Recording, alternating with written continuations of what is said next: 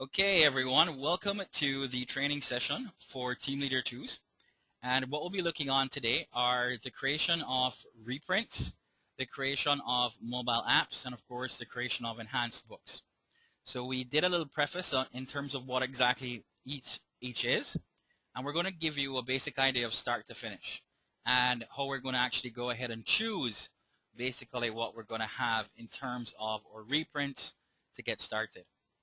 So let me kind of define what a reprint is. A reprint is a reprinted book that has actually been created before by someone who has put that book out there and made it available for an individual to take it and to do whatever they want to do with it. So you pay for the rights to utilize that particular content. So you're actually just holding on to the copyright for that particular content. So the key thing here, what I want everyone to remember, and I'm going to be able to save this as your notes. So if you're not taking notes now, don't worry, but I'd still advise you people do take different types of notes.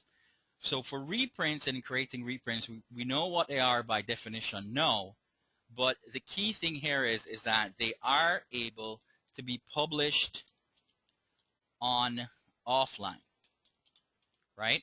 So that's the main thing that we want to remember about reprints. Now for digital books, nobody wants, no retailer, whether it's Amazon or Kindle or anywhere that you'll be publishing for your Team Leader 1 and for your author, nobody there wants to have a book that the content is freely available on the web being sold in their store. So the only place that a reprint can go is into print publication. This is the basic law of 90% of the retailers. Even Sony now in their e-reader store has this stipulation where they're trying to stop that. In the past, they didn't. But now they have implemented that along with 3M Cloud, and I'm sure that Overdrive is possibly on their way right behind them in making this type of change.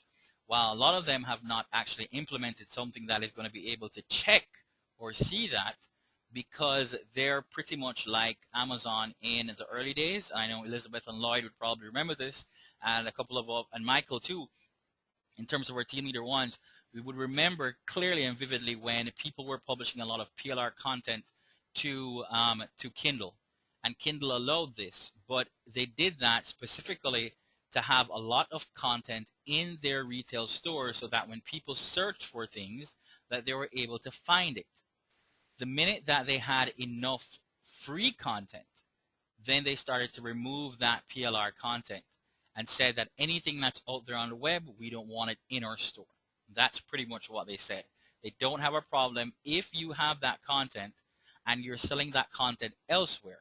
So if you're selling the content in a PDF book on ClickBank or wherever, and that content is held in DRM, where the person cannot access the content, either copied or it's held by a PDF lock or whatever the case is, as long as your content does not get available on the web, then you're going to be able to survive having that PLR content. And that's the main thing. So there are times when your PLR content actually doesn't appear on the web and you're able to get it inside a particular retail store. And that's something we'll look on, in a couple of months, because it's something that we are doing right now, but it's very, very tricky in terms of how to do it.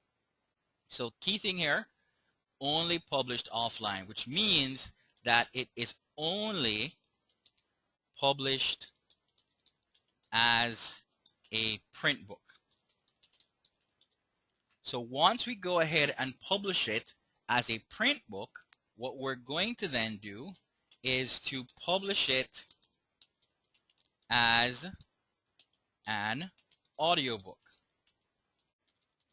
So those are the two places that you're going to be able to publish them. So the key thing here for you to understand is you're going to be given the content. And there are a couple of things that you need to do with that content before you begin the publication process. So for the Team Leader 1s who are here, we're going to go through the actual process of the choice of a niche, basically, which is something that we're still going to cover on Thursday. But the key here is that I just want to go over it so that even Team Leader 1s, when the time comes that you're going to be able to choose something, then you're going to be able to see the methodology behind choosing a reprint and what you want to do with it. Because a lot of what you've learned in terms of choosing a particular title is going to remain the same. So I'm going to go ahead here, and what I'm going to do is go to one of the places that we constantly go to, which is something known as the PLR store, right? So I'm going to start off here, and you would get a keyword term, or you would actually get the actual book from the person who is doing it for you, right? So, or sorry, your team leader one. So your team leader one would actually give you a physical book and say, this is the book, and this is the keyword term that I'm trying to target. So what you're going to do is that we'll start off with something like gardening. So I'll click on gardening. And I know we looked on a couple of things like that, and we looked on something like growing herbs, and we looked on organic gardeners composting. So what I'm going to basically do here is that I'm going to go ahead and choose composting, because I think that when we looked on composting, this was a pretty decent niche.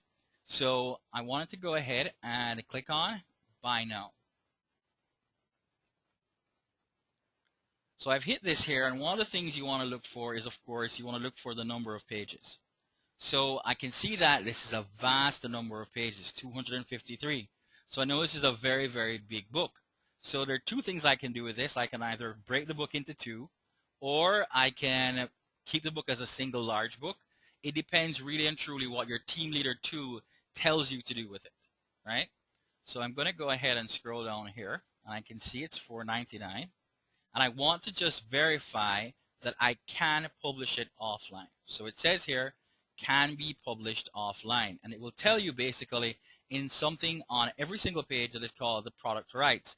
If you don't see where it says it can be published offline, don't take it.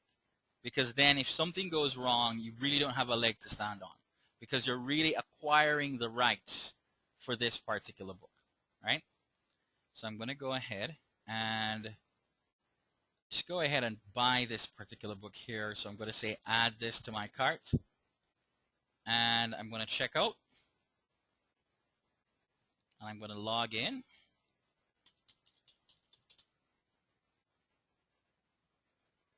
Excellent. And so I'm going to go ahead and click continue. I'm going to confirm my order. Whoop, it seems that there is another book there, but two. And I'm going to go ahead and just grab this book here. Quickly and easily, guys. That's how simple it is. And we're going to grab the book, and we're going to do this step by step. Excellent. So I've gotten the book, and I'm going to hit the continue button. I'm going to go back to my account, and I can go ahead and view my latest order here. Hit the view, and you're going to be able to download that book. So I'm going to click on download. Now you've got to remember that when you purchase it, there is a particular time period for you to download the content. So I'm going to go ahead and hit the download button here very quickly. And this is going to download.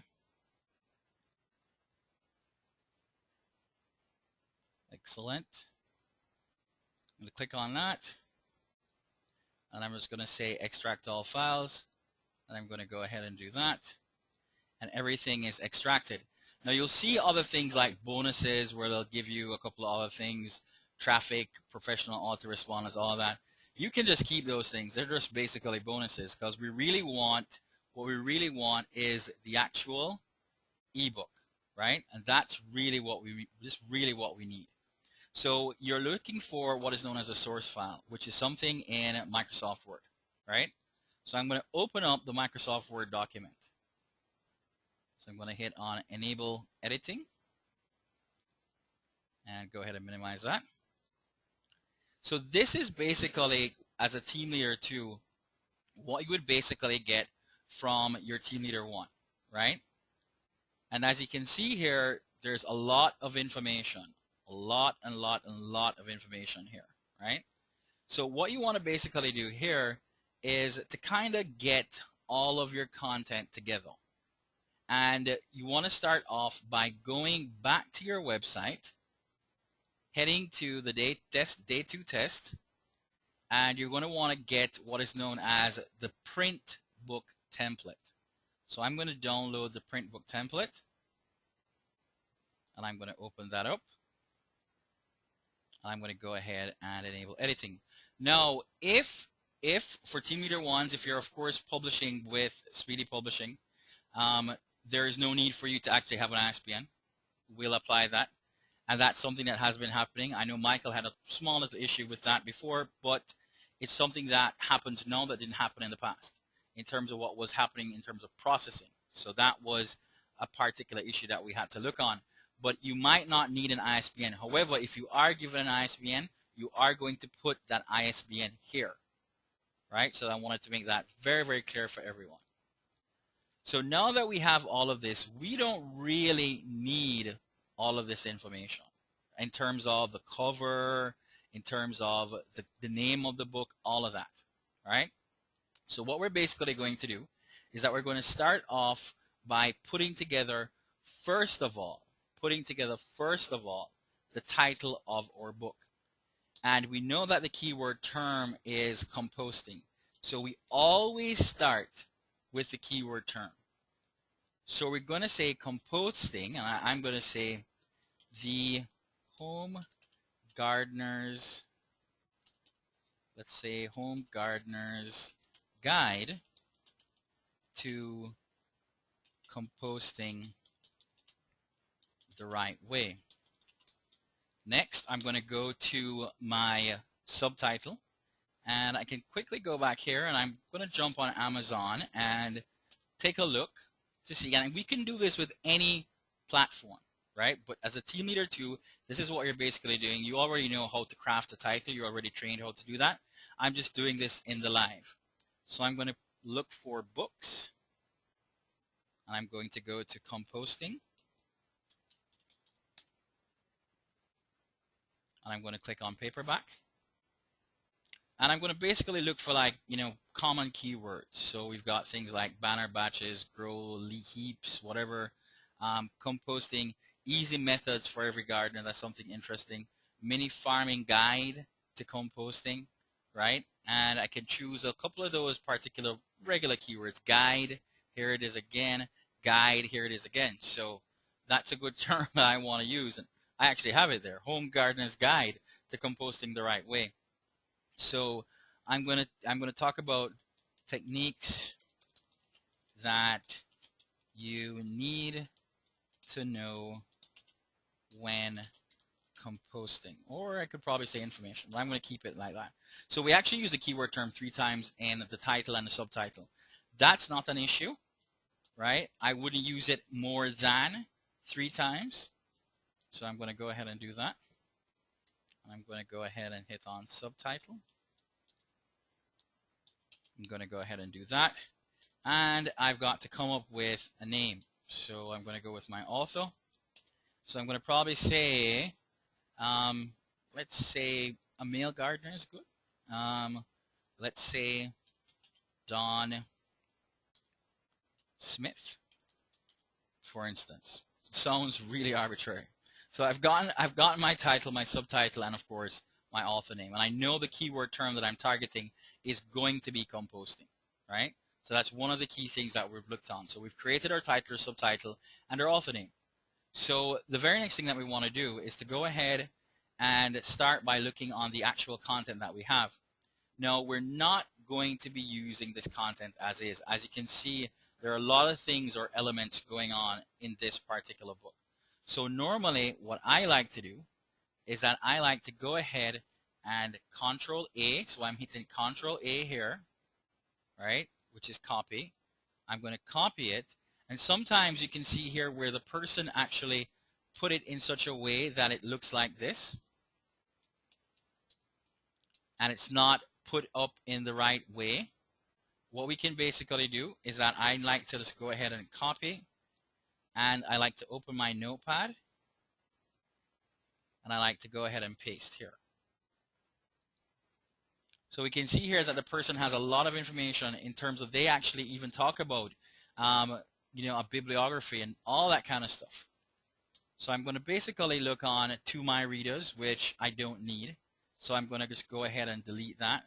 where it says, I wrote my first book, this particular book gives me an audience problem, blah, blah, blah, this other larger audience. You're going to take that out, right? So I'm going to go ahead and scroll down. Instead, I tried to write the book. That was so interesting. Excellent. So this would just take out that beginning thing because it's useless to us, right? So we have something here that says now, what is compost? So what we can do here is that we're going to rename that chapter. So we're going to say the definition of compost. And I'm going to say a brief overview. So I'm going to pop that in. And then I'm just going to go ahead and delete some spaces here just to make sure that everything is set up the way how I want it to do, or I want it to be. I'm going to go ahead and do that here, right? So this is what you'd basically do for each particular chapter, because you don't really have to implement anything specific. I'm going to show you exactly what you're going to look for and what you're going to remove, right? So let's say we do that. And not all books are like this, but I wanted to show you, and it's a good thing we got something like this so that it can help you in terms of what you need to do from there. And there's another quick way to do this in Microsoft Word, but to do it, it can lead to some issues that might even take longer. So sometimes the hard way is probably just best. So you'd go ahead and delete this. So I'm going to go ahead and take a couple of things here, just to kind of show you exactly what you're going to be doing. So this is what you'd be doing. Go ahead, delete, delete, delete, delete, delete, and delete. So I'm just going to go ahead and take a couple of things here. So let's say this is the definition of compost. I'm going to go back to my section here. I'm going to increase the size so I can see everything. A little bit big, but that's absolutely fine. And I'm going to have my publisher's notes. Now, the key thing here for us is that there is specific verbiage that we use. So the template that you get will not be the same template as this for the publisher's notes. The publisher's notes that you're actually going to get here are going to be a little bit different, right? So if I was to look for, let's take quickly, and I'm going to grab one of these books here. Let me go ahead and look on the text. So I'm going to give you an example. Excellent. So you're going to see a little bit of verbiage here. So you can see where it says you can contact the publishing company at this particular email. So you're going to be able to tweak your own book in this particular way, right? And it's going to immediately indicate that this is a reprint book, right? So we always do that just to make sure that we cover our end, because we want to make it clear that, hey, look, this is a reprint book inside that book. So the verbiage is going to be a little bit different in terms of what we have here, right? But just kind of to show you exactly what's going to happen, everything else in the template is going to remain exactly the same, right? But what your team leader one tells you to put there in terms of their company or their information, that's where you're going to put, right? So I'm going to put a dedication here, and I'm going to say this is dedicated to all the gardeners out there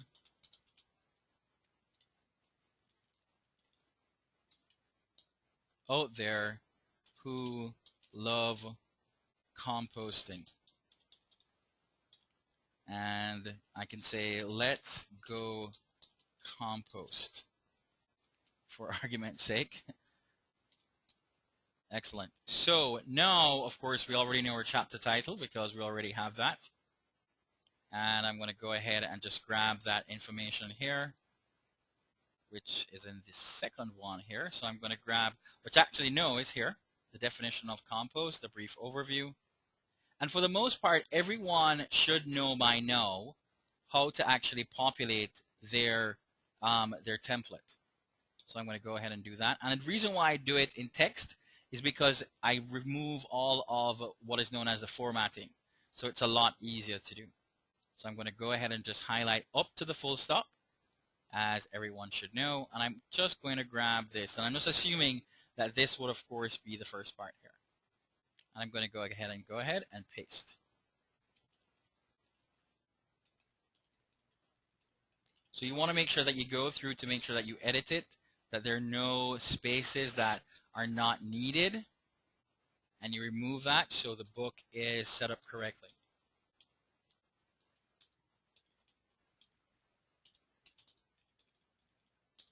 And as we said before, sometimes some of the books come like this when others don't. So that's something that you want to look out for. If they don't, it's absolutely fine because, in my opinion, it's perfectly okay. There's a simple way to kind of go around it. But as I said to you before, even with the simple way, you'll end up missing some stuff. And in my opinion, sometimes just doing it, in that particular manner just makes sense. So say, for instance, I have this here. And I've gotten all of my information here. We're going to do what we're supposed to do in terms of adding an image. You always want to do that. So I'm going to head over to my normal Speedy 123RF. So I'm going to go ahead here. And I think I can probably look for, let's go and look for Speedy 123RF. And I'm going to log in.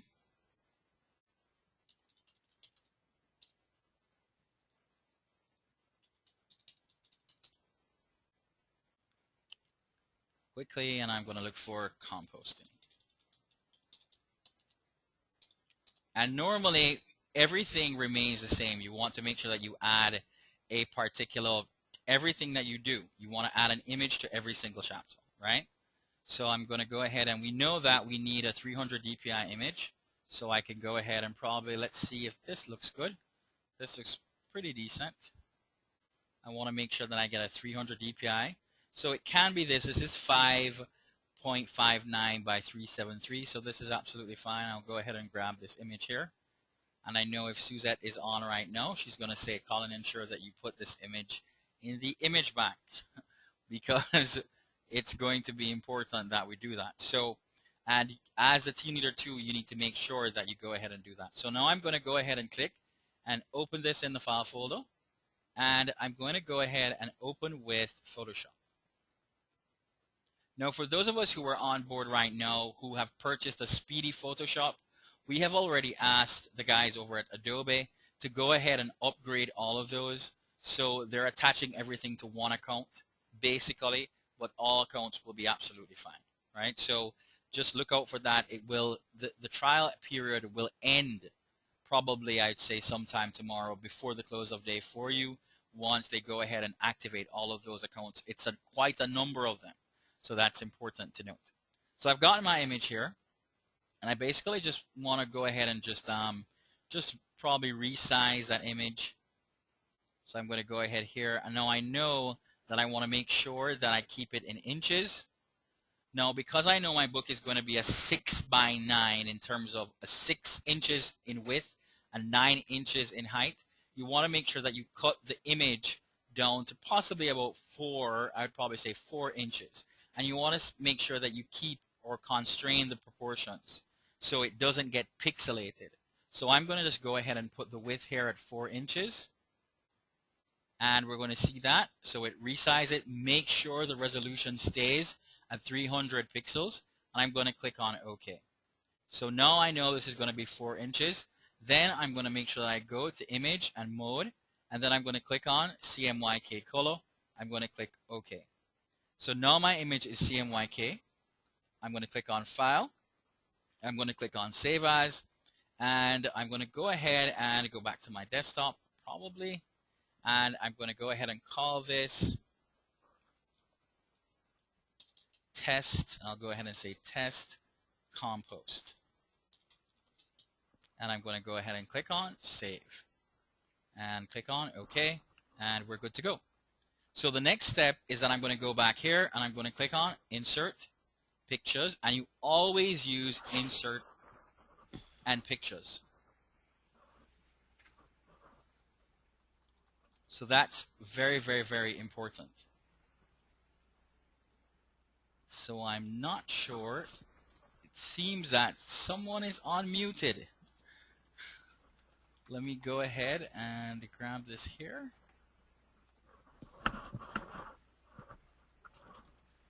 Weird. Let me close all the Skype just to make sure. Very strange, guys. I can actually hear someone on. That's very weird. Okay, so basically what I'm going to do is I'm going to go ahead and add that image, which is of course test compost. I'm just inserting that. So let me go ahead and click on test compost, and I'm going to go ahead and click on insert here. Excellent. Can everyone still hear me? Just to make sure, if you can just type in the chat box that you can still hear me. Excellent, excellent, excellent, guys. Great, awesome, awesome, awesome. Okay, so now that I've added this link here, this image here, you can see that I've now plugged in my CMYK image, right? So I'm continuing to now continue to create my reprint. And then I'm going to go ahead and save this as, in the interim, I'll save it, go ahead and save it on my desktop. I'm just going to call it test compost book.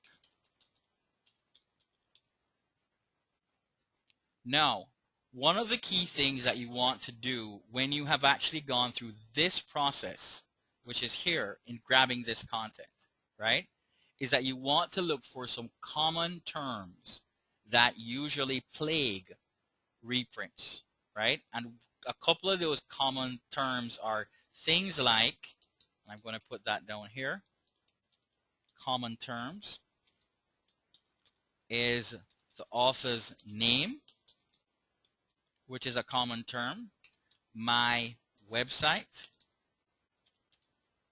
any website, and you want to make sure that you remove any kind of hyperlinks or go to.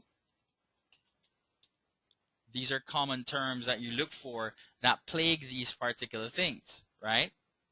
Or download. These are common terms, and you'll get a list of those common terms that you want to look for, right? So I can do this in Notepad because I can just basically go ahead and click on edit, and I can click on find, and I can look for the author's name. But I'm going to start with or just click on website. Okay, it can't find website.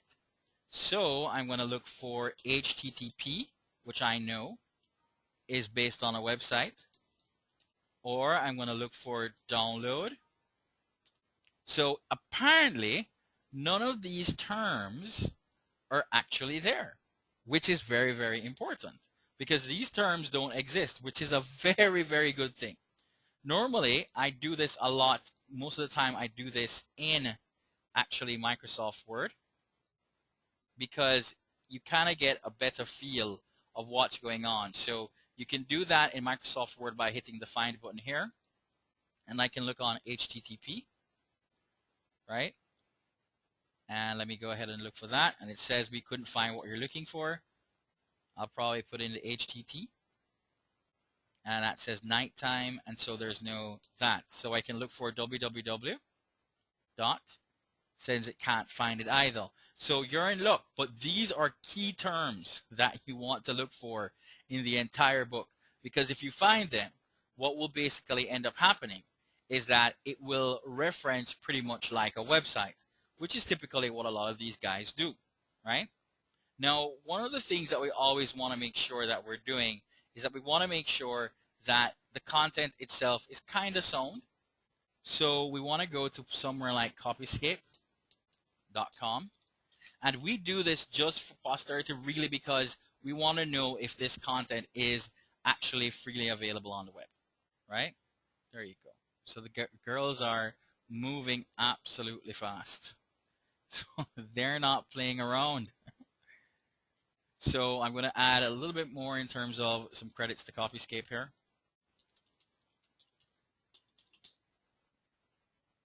Really quick and easy. Not very hard. I'm going to go back here and make sure I grab some of this content. Good enough number of words. Go ahead, let's go return to Copyscape. I'm going to plop in that. I'm going to click on a premium search. Let's see where this content lives. So there you can see 19 results. So this would never make it in anywhere like Amazon or anything like that, right? So you can see a lot of that stuff here. You realize that someone also has this in YouTube. And it's very interesting here, right? So this person basically put a lot of the stuff here. He actually put the first part of the entire compost thing here in this particular book. Strange. Let's see. Save a Life. Strange but true.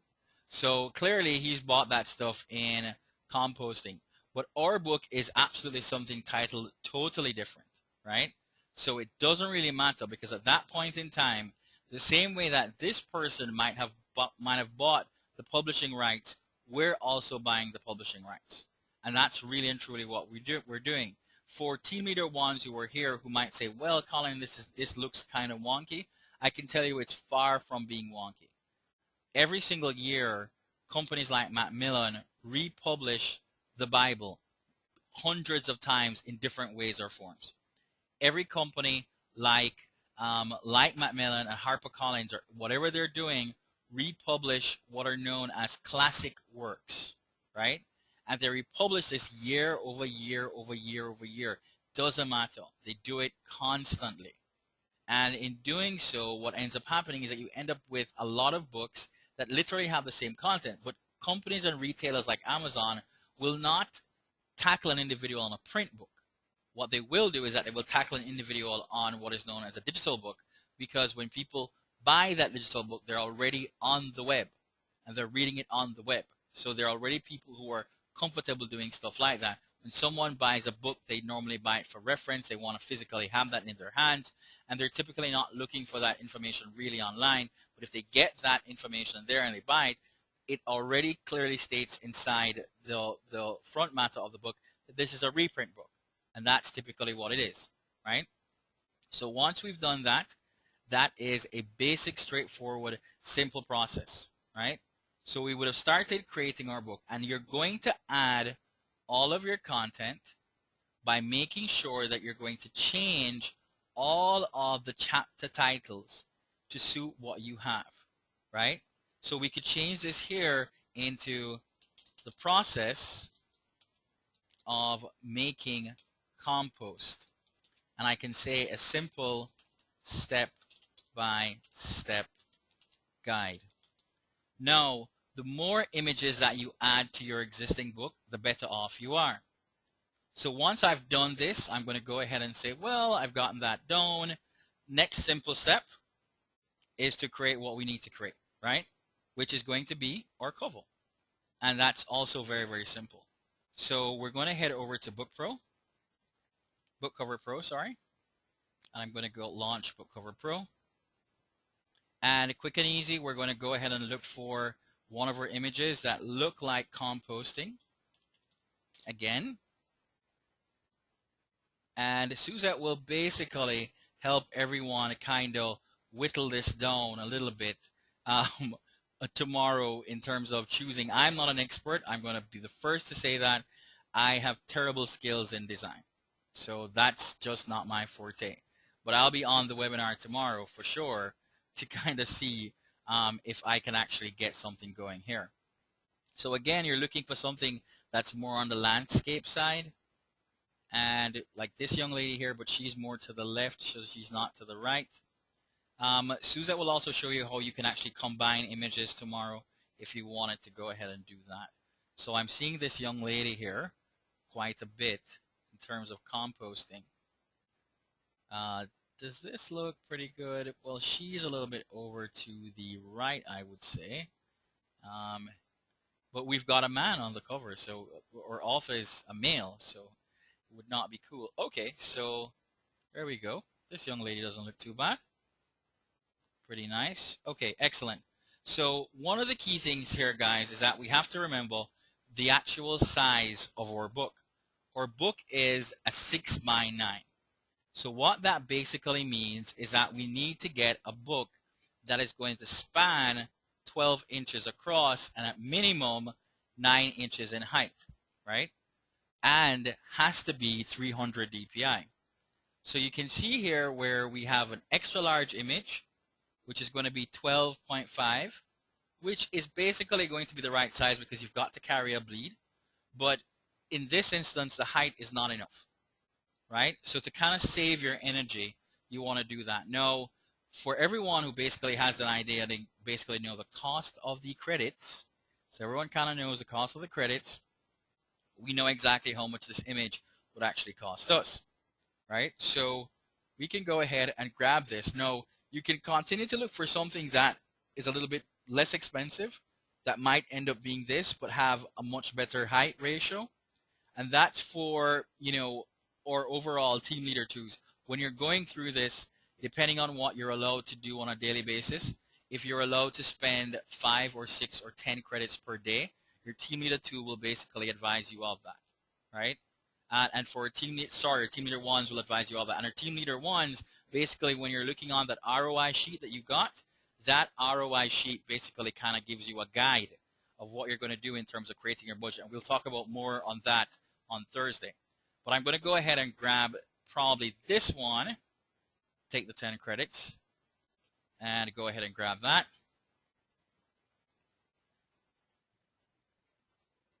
Let's see if it's downloading. It's reading. So that's good. So I'm basically going to start off here, and I'm just going to go ahead and click on a new one. So typically, you're going to put 9, and your total width is going to be 12. And I'm going to keep this probably here at 0.5. But I remember specifically Suzette telling me the other night, hey, Colin, listen, when you're doing this, you need to make sure that you have a bleed area of probably at least 0.5. So she'll elaborate more on that, and I'm going to keep that here. And I'm going to put it at the number of pages. Now, I already know that I have 253 pages, but that's not specifically what I might end up having. So I want to put it at least 150 pages. But you'll know what you have because you're going to create the book first. So this is a step after you've created the book, you've sent it into production, which basically you already know how to do using the template that you'd be given. And you'll be given about 8 different templates. And those 8 different templates will have different setups, but they're basically going to remain exactly the same. So it's simply you're going to populate what you need to populate, and all Team Leader 1s would have that information. So I'm going to go ahead and put 100 pages there. So we've got that.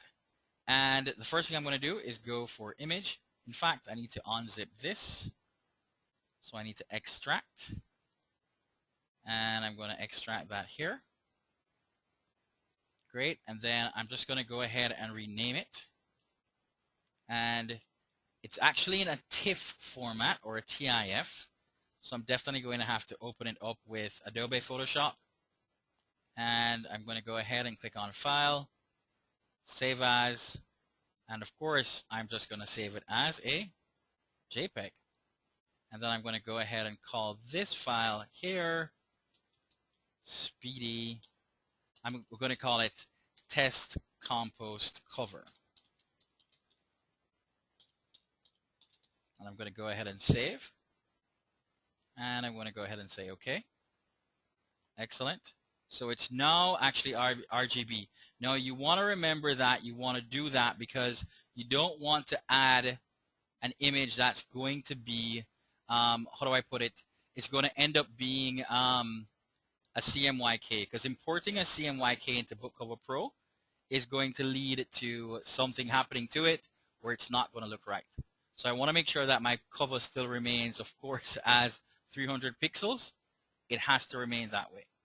So I'm going to go ahead here, go back to my Bookcover Pro. I'm going to select on image. And I didn't actually move it, so let me go ahead and move it here.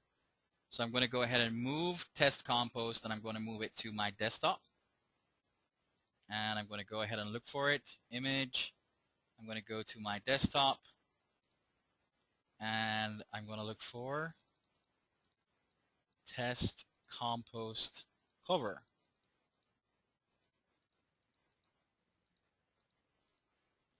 Test compost, sorry, cover. And I'm going to bring that in, and it's going to resize it. Okay, so very nice looking young lady. I'm going to drop it here, right? So one of the key things, guys, that you have to remember, so everything is just spread across like this, right? In the center here, you're basically seeing what is the spine, right? And normally you don't really get to write on the spine. And again, Suzette will basically elaborate a little bit more on that. What you're basically seeing here, guys, is really these edges. The first purple edge here is the edge that will tell you where the edge of the book is. The yellow line that you're seeing here means that no content must fall within this particular section here. So if your content goes over this line, it's a problem, as in your written content or your text. So let me see. Well, I can't carry it down anymore, but I think she looks good. Looks as if she's doing some kind of composting. So next, I'm going to go ahead, sorry here, and I'm going to go ahead and click on my text. So I'm going to ask that text box to appear. I'm going to grab my text box here. And remember, you don't want to bring your text box outside of this, right? So I'm going to go ahead and type in what I want in my text box. And I remember the title that I have. I'm going to grab the title. Oh, it's there on this actual page. Did I write that title? Here we go. Composting, the Home Gardener's Guide to Composting the Right Way, right? Now, again, I am not so much of a great design person. I will state that clearly. So I'm going to choose something that's pretty simple in terms of, let's say, the information here. And I think I always like, that is what I always like to get. I might apply that. Let's see how that looks. And I'm going to drag it a little bit here. And you can go ahead and change the size. Let's say apply. Clearly, doesn't look that good. But the key here, and I'm not, again, someone who's going to think, which is why we're bringing on Suzette to really and truly kind of dumb this down for everyone. And again, like I said, I'm going to be on that webinar here as well. So we have the composting, the Home Gardener's Guide to Composting the Right Way. So that's pretty much what you would want to have done. So I'm just going to drop this in. Again, don't ever go into this yellow line. If you're seeing that, don't go carry your content into that yellow line. It needs to remain within the yellow line here, right? So I'm going to go ahead and apply that. So my stuff is here. I'll go ahead and add another text box and make sure I bring that down here. And I'm going to go ahead and put in the author's name. And please, guys, all our Team Leader 2s, do not make the mistake of you can have a really great cover image, but the cover image is what will determine whether or not the person is actually going to, buy your book. The image has to really look good. It has to jump out to that person. It has to grab their attention, and that's what they're going to basically do. That's what they're going to basically use as one of the key things in terms of buying your particular book. So I'm going to go ahead and add that there, and I applied that. And I can go ahead and resize it. Let's say I can resize it here. So it's Don Smith. And again, you can always change the color, whatever you want to change the color to. And again, like I said, the experts will help you to make that decision in terms of choosing the right color. But the key thing here, never let the text box touch the yellow lines. Bad idea, right? So in terms of the contrasting colors, and in terms of, more importantly, the font that you can use, because you can use any range of fonts here, but it's what really is always used on book covers that helps that book cover to kind of stand out. So that is basically what you're going to be learning tomorrow. Do not miss that lesson. That is something that's critical. I can go ahead and center it, and I can go ahead, I think I can actually shadow or outline, and I can apply that or whatever the case might be. So once I've done that, I want to make sure I go here. And in this instance, if I've been given the ISBN, I can put in that ISBN here, right? So you actually add in the ISBN number. So I'll go ahead, the ISBN appears. I'll be able to put in the ISBN number here and do all of that.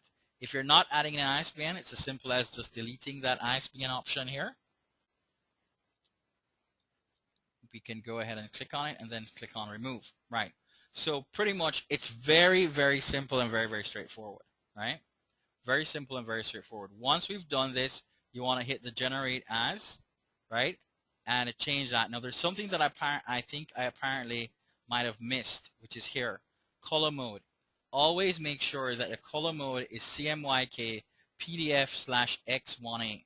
If it's not like that, it's going to be a problem. I'm going to change this back to 0.25. Suzette basically, okay, here we go, 100 pages. All right, there we go. All right, so it looks a little bit more, compact. So it's updating the elements. Excellent. And then I'm going to just click on generate as, and I'm going to call it test compost, and I'm going to call it book cover. And I think I named one that already, and I'm just going to go ahead and click on save. And pretty much you want to make sure that once it's done, you want to look on the overall listings that you're going to get. It will, of course, either open up in Adobe. So sometimes it doesn't do it. You've got to kind of find it. Test cover compost, I think it was. Test compost, I think. Compost.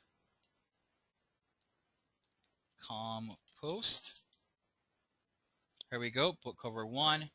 I'm going to just go ahead and open that.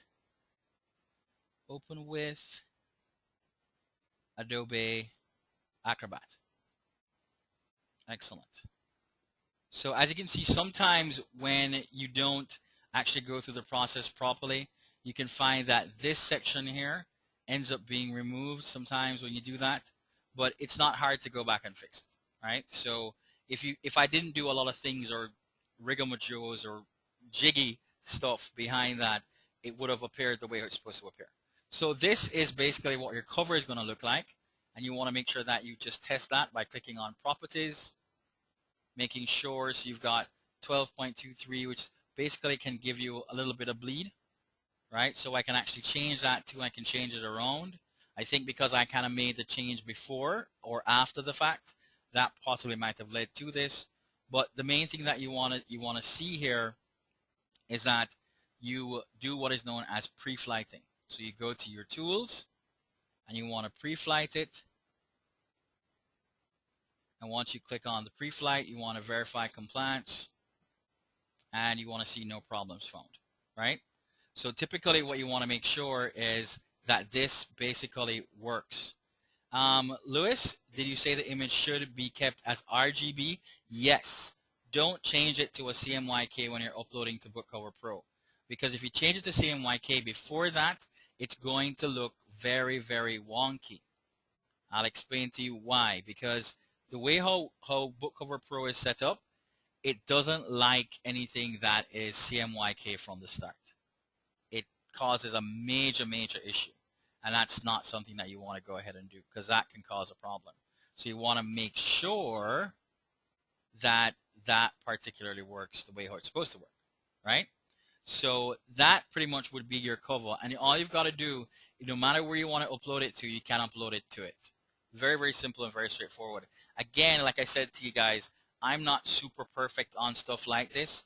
When Suzette gets the hang of it, she will basically tell you in terms of typography, in terms of the right types of font that you want to use, in terms of other things that you can do in terms of removing parts of what this might be, creating shadows or something like that. What she would basically give you a couple of things or real good pointers in terms of creating something that looks bold, looks like 3D, that pops out of the image, and that can all be done very easily in BookCover Pro because everything about any book cover, really and truly, the overall basis of it all is really on the font that is used. Now, we could always at the end of the day, add more elements to this in terms of adding another text form and adding information in terms of what you want to add to your back cover, right? So this allows you to add stuff to your back cover as well if you wanted to add data and information to your back cover, right? You can also add another image if you wanted to. You can always do that. And then you can put the person's image anywhere here, and then you can put the data anywhere there as well. So it's very, very simple and straightforward. And you want to play as much as you get to understand Book Cover Pro a little bit more, then you'll be good to go. Sorry. Okay, so typically once this is all complete, you're going to have your print cover and you're going to have your book cover. And then all you've got to do now at this particular point in time is ensure that you create, and I'm going to go back to my notes to make sure everyone has that. So you publish as an audiobook. So I'm going to go ahead and say create the book, it's a print PDF, and you're going to create the book cover also. And you must create the book description. And once you create the book description, you want to create a blurb. In fact, I'm not going to use the word blurb. I'm going to actually create a bio about the author. And that is very, very important because that will help to kind of close off the entire production of the book. You can't actually go to market without that, right? Now, when you're going through the submission process, then you will determine exactly what are the BISAC codes or the categories that you'll be adding to your book. But that is a little bit more advanced, and it depends on how your Team Leader 1 is going to engage with you to actually do the submissions. I know a lot of our Team Leader 1s are still, they still want to make the decision of, do I allow our Team Leader 2s to actually be doing the uploading, or they might actually take that responsibility. So at that time, we will basically go over that for those members who want to go through that process. So again, this basically constitutes what you're putting together for your reprint. Very, very simple and very, very straightforward. So I'm going to give you an idea of what the end result is going to look like. So if I head over to Amazon, I think I have that here open at this particular point in time. I might go ahead and let me go ahead and probably try and grab, let's go, let me go ahead and go here, and I'll go ahead and head over to Dropbox again. I'll go ahead and look for this, and I'll go ahead and look for that, and I'll go ahead and look for that, and I'll go ahead and look for that, and I'll go ahead and look for that. I think I opened this before. So this is one of the actual books that we do create. So I'm going to go ahead and look on, let's say, content editing. I'm going to say edit text and images. And everybody can basically watch me here. I do this very quickly to kind of grab information. Just edit text and images, quite easy. And then I'm going to go ahead and plop in that information here and look on this. Now, here's one of the key things, guys, that you're going to have to remember. When you are publishing your book, you cannot publish your book to CreateSpace. And this is for Team Leader 1s who are on board now. You cannot publish to CreateSpace. CreateSpace will not accept this because CreateSpace is now being run by the Kindle gods. They don't like stuff like that we're doing. But when you're working directly with any type of other publisher, right, you're taking on that level of responsibility. So what's going to happen is that Amazon is going to sell your book. That's no doubt because they're picking up the feed. So if you're publishing with Speedy Publishing or you're going through your own Lightning Source account, you have the opportunity to do this. And this is for Team Leader 1s, right? So any Speedy Publishing book that you're putting out there, simple and pretty straightforward, right? Now, the good thing about that is that places like anywhere that exists out there that takes any kind of paperback stuff, you're going to be able to see that here, right? So again, this works out. Now, one of the key things that you want to remember is that what drives a sale, and this is for all our Team Leader 1s and Team Leader 2s to remember, because you've got to get used to the jargon. What drives a sale a lot is what is known as the look inside feature, right? Now, this is pretty proprietary, because what you're going to do is that you're going to go to, you're going to head on Amazon and you're going to head to Barnes & Noble. So this is stuff that's really, really, really advanced. So for all our existing mastermind members, and we're going to make this clear to everyone again, is that everything here that you're seeing here, you need to add a look inside feature to it. And the only way for you to add that look inside feature to it is to basically use what is known as a Barnes & Noble vendor account, which gives you that look inside. And you can also, at the end of the day, use what is known as your Amazon Seller Central account, but gives you the opportunity to update the look inside feature. And it really and truly just means that you're going to add a piece of the PDF or how much you want to actually expose. And that's the cool thing about that, because you don't have to add the entire PDF. You just add what it is that you want to actually expose. And you can use a lot of images, which are very, very strong in terms of making sure that happens. And they take about probably, I would say, 1 to 2 days in terms of putting that information up. And we recently just added that information today for November books, because we want to make sure that we get full distribution for those particular books. And we look on the keyword terms. So that print book goes into every single place out there. I want to make sure that I'm not lying if we're probably ingested by or being sold by Books A Million as well, which is an important place to be sold by. But you're going to get the majors very, very quickly and easily. So you should get the majors. Here we go. So we are, of course, here on Books A Million, and you're not going to basically see the actual look inside feature, which is one of the things, because you can't actually get that. But working with these guys directly, that you're able to do that. Now, Ingram does not allow you to push that feature. That's a feature that works with the retailer directly, because you have to give them that content. And there's a way that Ingram is looking to improve that, so that people can actually get the look inside aspect of it without having to go directly to the retailer. I know that things are in the works for that, but in the interim, for the majors, we have to make sure that we go about doing it in this particular way. So once you've done that, then your book is live, and this is what most of our Team Leader 2s will understand. We're going to head to somewhere like acx.com, right? And we're going to look for a particular book, right? So I can decide to add my title here, and I'm going to go ahead and head here, and you're going to add your title. So if I added my title, if I wanted to look for any particular book, if I wanted to look for workout routines, and everyone should know basically how to use ACX by now. I can look for workout routines. I can then say that this is my book. And if I say that this is my book, I can claim the book. One of the things that we've been finding with a lot of people is that we discussed a couple of black hat techniques for Team Leader 2s, Team Leader 1s, a lot of black hat techniques.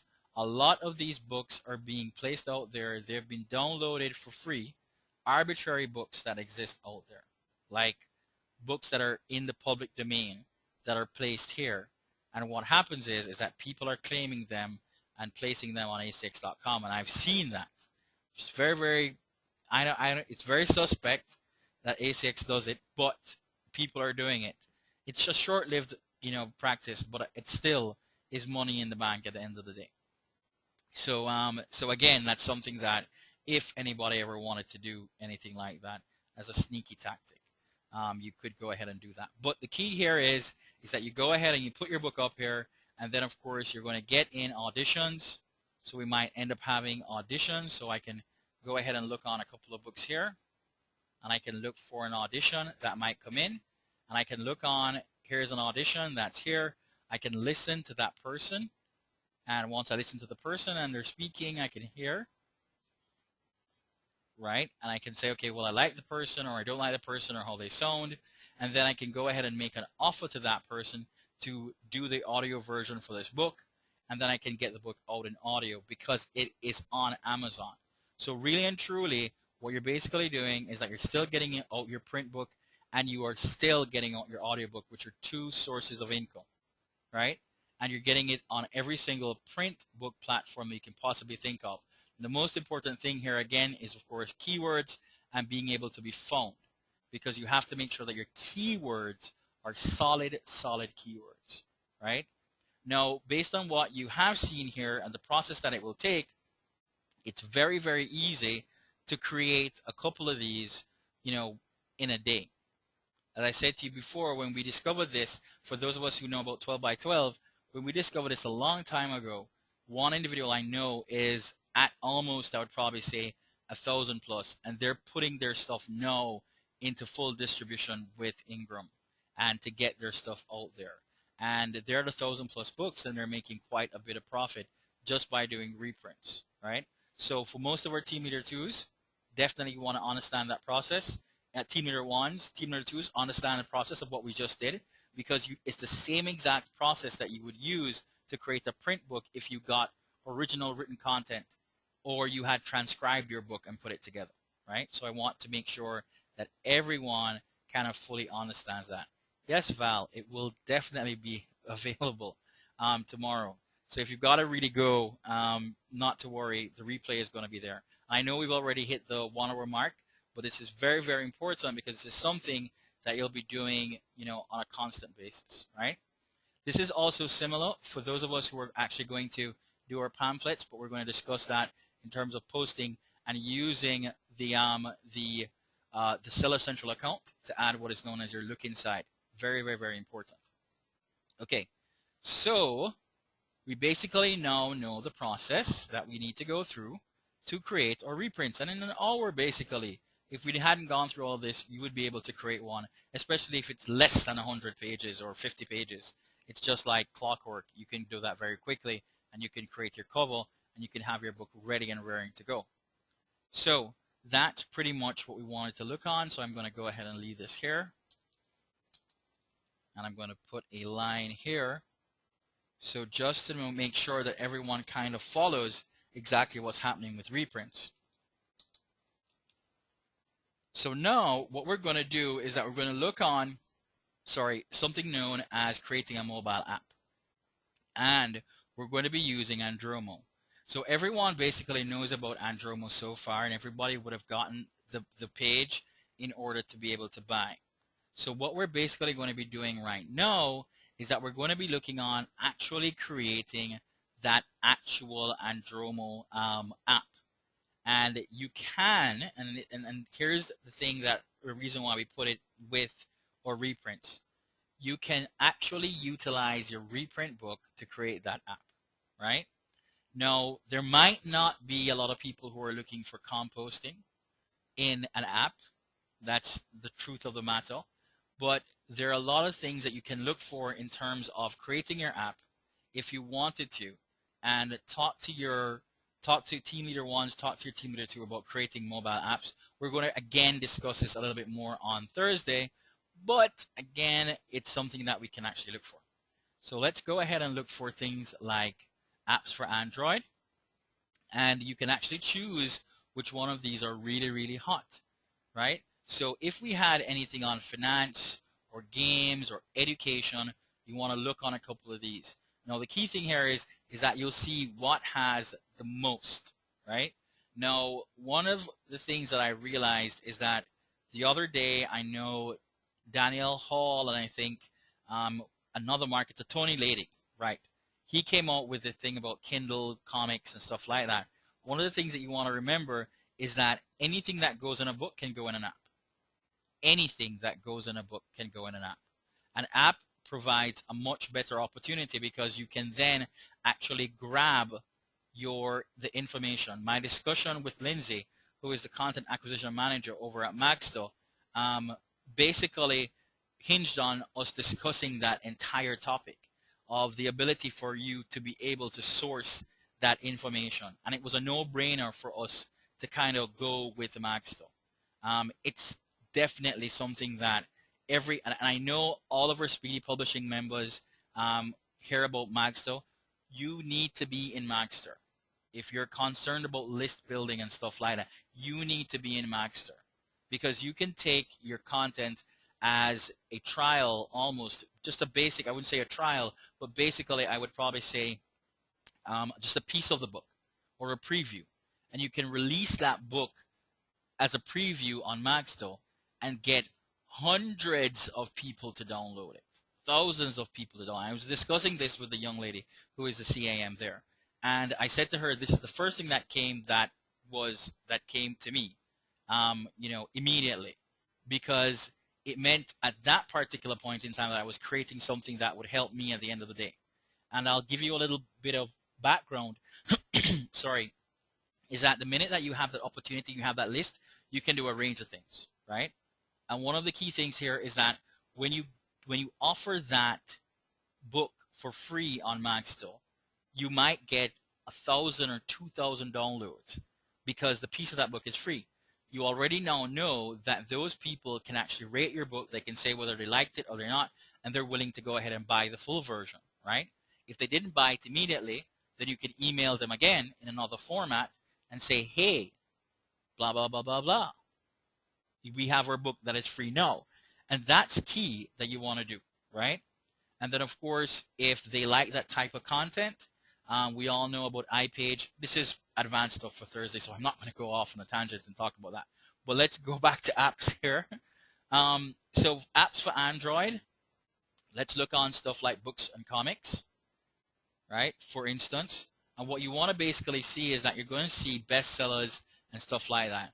Here's one, Rise of Guardians, Montessori Workbook for Kids, Calibra or Calibre, which is what Paul tells me all the time, Calibre Companion, Wattpad Unlimited.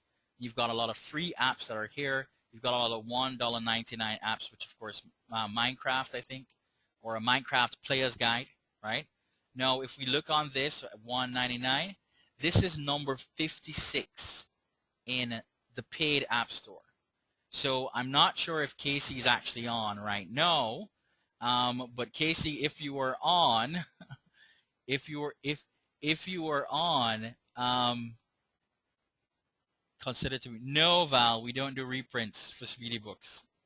No, we don't do reprints for Speedy Books. Everything that we do for a Speedy Book is actually ordered, purchased content, either through Text Broker or through Constant Content. So it's definitely unique content. We don't subscribe to reprints because reprints are not going to really get you published. But Casey, for Casey who is a big Minecraft guy and a big Minecraft fan, and Mihalis, who has also gone into that, and Assassin's Creed and stuff like that, you can see here that with 20 negative, bad reviews, customer reviews, let's hear what they're saying.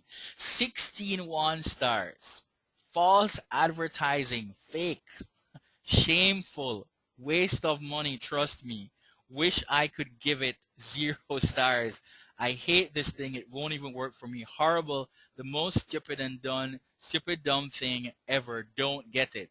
This is recently, but still it is number 56 in the paid app store for Amazon at $1.99. So it's selling quite well. So that's just to kind of note, Casey, and I know we had that discussion on the Minecraft thing, but it kind of gives you an idea on what is going to be selling as an app, why it's important, and for Team Leader 2 is to understand that this might be one of the key places that you'll be going to do a little bit of research for your Team Leader 1 if you're given a particular keyword to kind of come up with something that might work. So the first thing is, and again, you can see a lot of stuff here. So for this instance, we're looking on composting. So what I'm going to go ahead and do here is that I can probably search that for composting if there's anything here for composting. And here we have Organic Gardeners Composting, Organic Gardeners Composting. I'm wondering if this is the same exact book. Here we go. I wrote my sentence. Someone already, Libro Movil, someone already jumped into this, and you can see that they're not selling anything. Not cool. So they're not selling anything whatsoever. So it tells us that composting would obviously not be a very good option to go into for apps, right? So again, it depends on what exactly is going to happen here. Let me look and see. Eating naturally, this young lady, she's not doing very, very well. So this would not be a niche that I would waste my time to go into for team leader ones, because the research has to be done for that. And we're looking on in terms of doing the research for stuff like this to kind of produce what is known as a niche report for it. But it's pretty easy to see exactly what's going to be hot out there. So let me kind of look, maybe health and fitness. I can probably try health and fitness here. And let me try aerobic stuff. Aerobic. So we've got a couple of free ones. We've got a $1.25 one. Daily cardio workout. Let's take a look on this. Let's see. So it's not too bad. 1,983, right? And you can see a lot of them here, right? So daily ab, blah, blah, blah, blah. And it's probably that this is going to be, here we go, videos. Crazy. This is just actually videos here just stretched out across, okay, select workout 5 minute, 8 minute, 10 minute. So this is basically very, very simple and very straightforward. This is not hard to do. So let's say, for instance, this is what we're going to be able to do, right? So let's head to Andromo, and we want to create something that is going to be based on workout routines. So I'm going to click on New Project. So I'm going to get the process started. And I'm going to go ahead and call it Workout Routines. And I'm going to create a new project. So the first thing here is I'm going to call it version 1.1, just to be on the safe side. And my target needs to be the Amazon App Store. You don't want to make it to be anything else. If you make it for Google Play, then you're going to have to create one for Google Play. When you're uploading to Speedy Publishing, and we're just tweaking the final things on that, so we'll be ready in a couple of days for taking in our mobile apps. When you're uploading it to Speedy Publishing, there are going to be two forms. One that's going to be specific for Amazon and one that's going to be specific for Google Play, because they're two separate places, right? So I'm going to go ahead and jump on here. I'm going to keep it as a standard package, and it tells you that you only use a custom package name if you're 100% sure, right?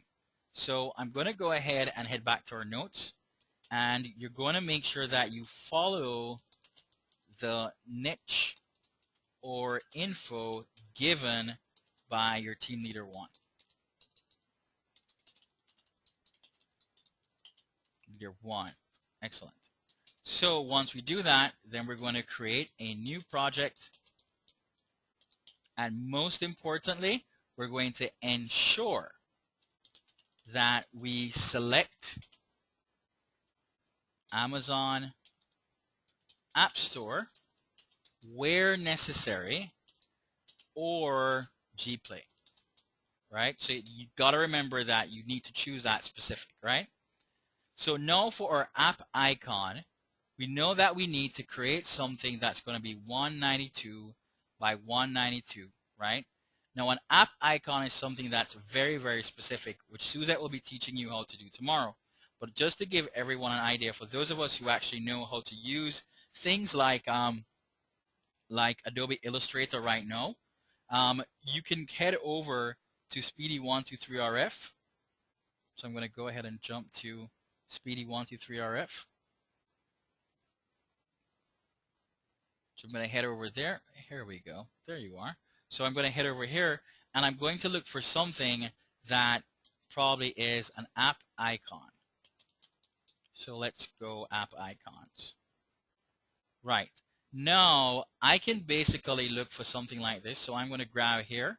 Now, why is this important to us? And here's the reason why it's important to us. All of these are app icons, but if we purchase this as what is known as an EPS, you're going to be able to realize that the EPS is known as a vector. All of these different icons here are vectors, and you can grab them and use them as an app icon. So you have the ability, as you can see, quite a number here, about 20 of them that you can actually use. So it's a mobile app icon. Now, you want to basically find something that possibly might fit with what you are doing. So I can probably say app icon fitness. Let's see if we've gotten anything like that. That might fit with what we're doing. And we'll grab an app icon. This doesn't look very fitness friendly. And I can keep on looking. Does this look as if anything there looks fitness wise? Well, you might see a couple of things here. Okay, so we've got basketball, tennis, rackets, pool.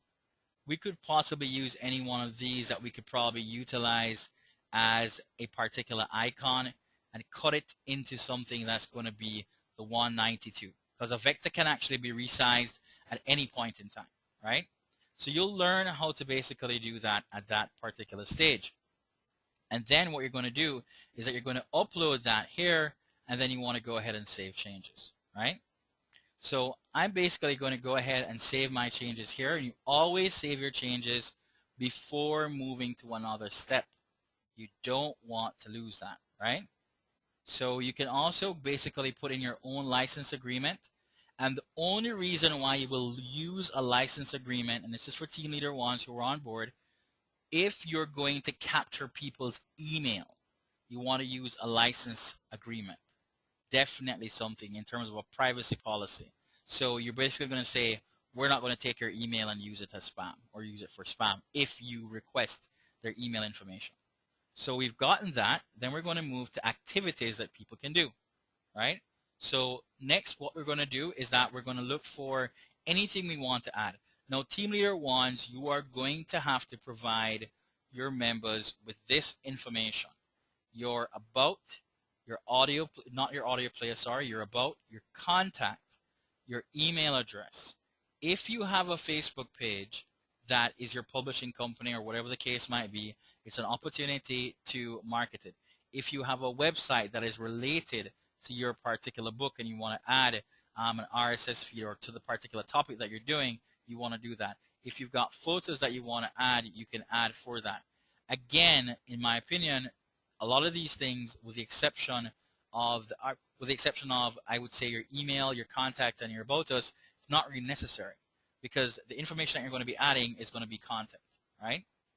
So pretty much what you're going to be doing here is the activity name.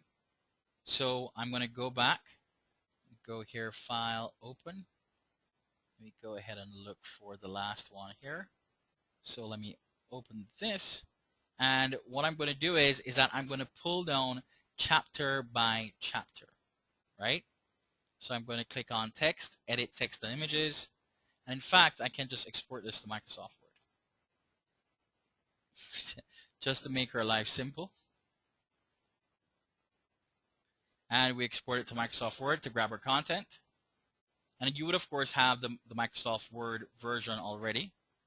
And what you're basically doing here is that you're naming the chapters, right? So I want to go ahead, and we know that this is 978. So I'm just going to go here, punch that in, and this is the text document here. So I'm just going to go ahead and open that. So now we are in the actual MS Word doc, and I'm going to grab what I need to grab here. So I'm going to grab benefits of exercise. This is my chapter 1. So I'm going to paste that in here, and I'm going to say learn the benefits of exercise, right? And I can put this here, but I'm going to put this at position 1. I can put this here where I want it to be orientation to be landscape or portrait, right? And it really depends on the team leader too. You know, in understanding this, it's going to really give you an idea of what it's going to look like at the end of the day and how the app is going to look when the person is holding that device in their hand. I know a lot of our team leaders and a lot of the team leader twos have things like the iPad. So they know exactly what type of mobile device and how it kind of works. So you basically have that idea, right? No, we don't actually have to put in an icon, but the choice is yours. And again, as I said to you before, you're going to be able to create those set of icons. And those icons will live in your library, and you'll be able to use those step by step by step, right? Next, you want to add your content. And it's just like a regular website or web page that you're adding content to. This is how you're adding your information, right? This is how you're adding your data and your information. Simple, straightforward, and as easy as it gets. You hit the Control V, you click on OK, and you've now added your content. You want to remove any of those elements that you don't want to have there.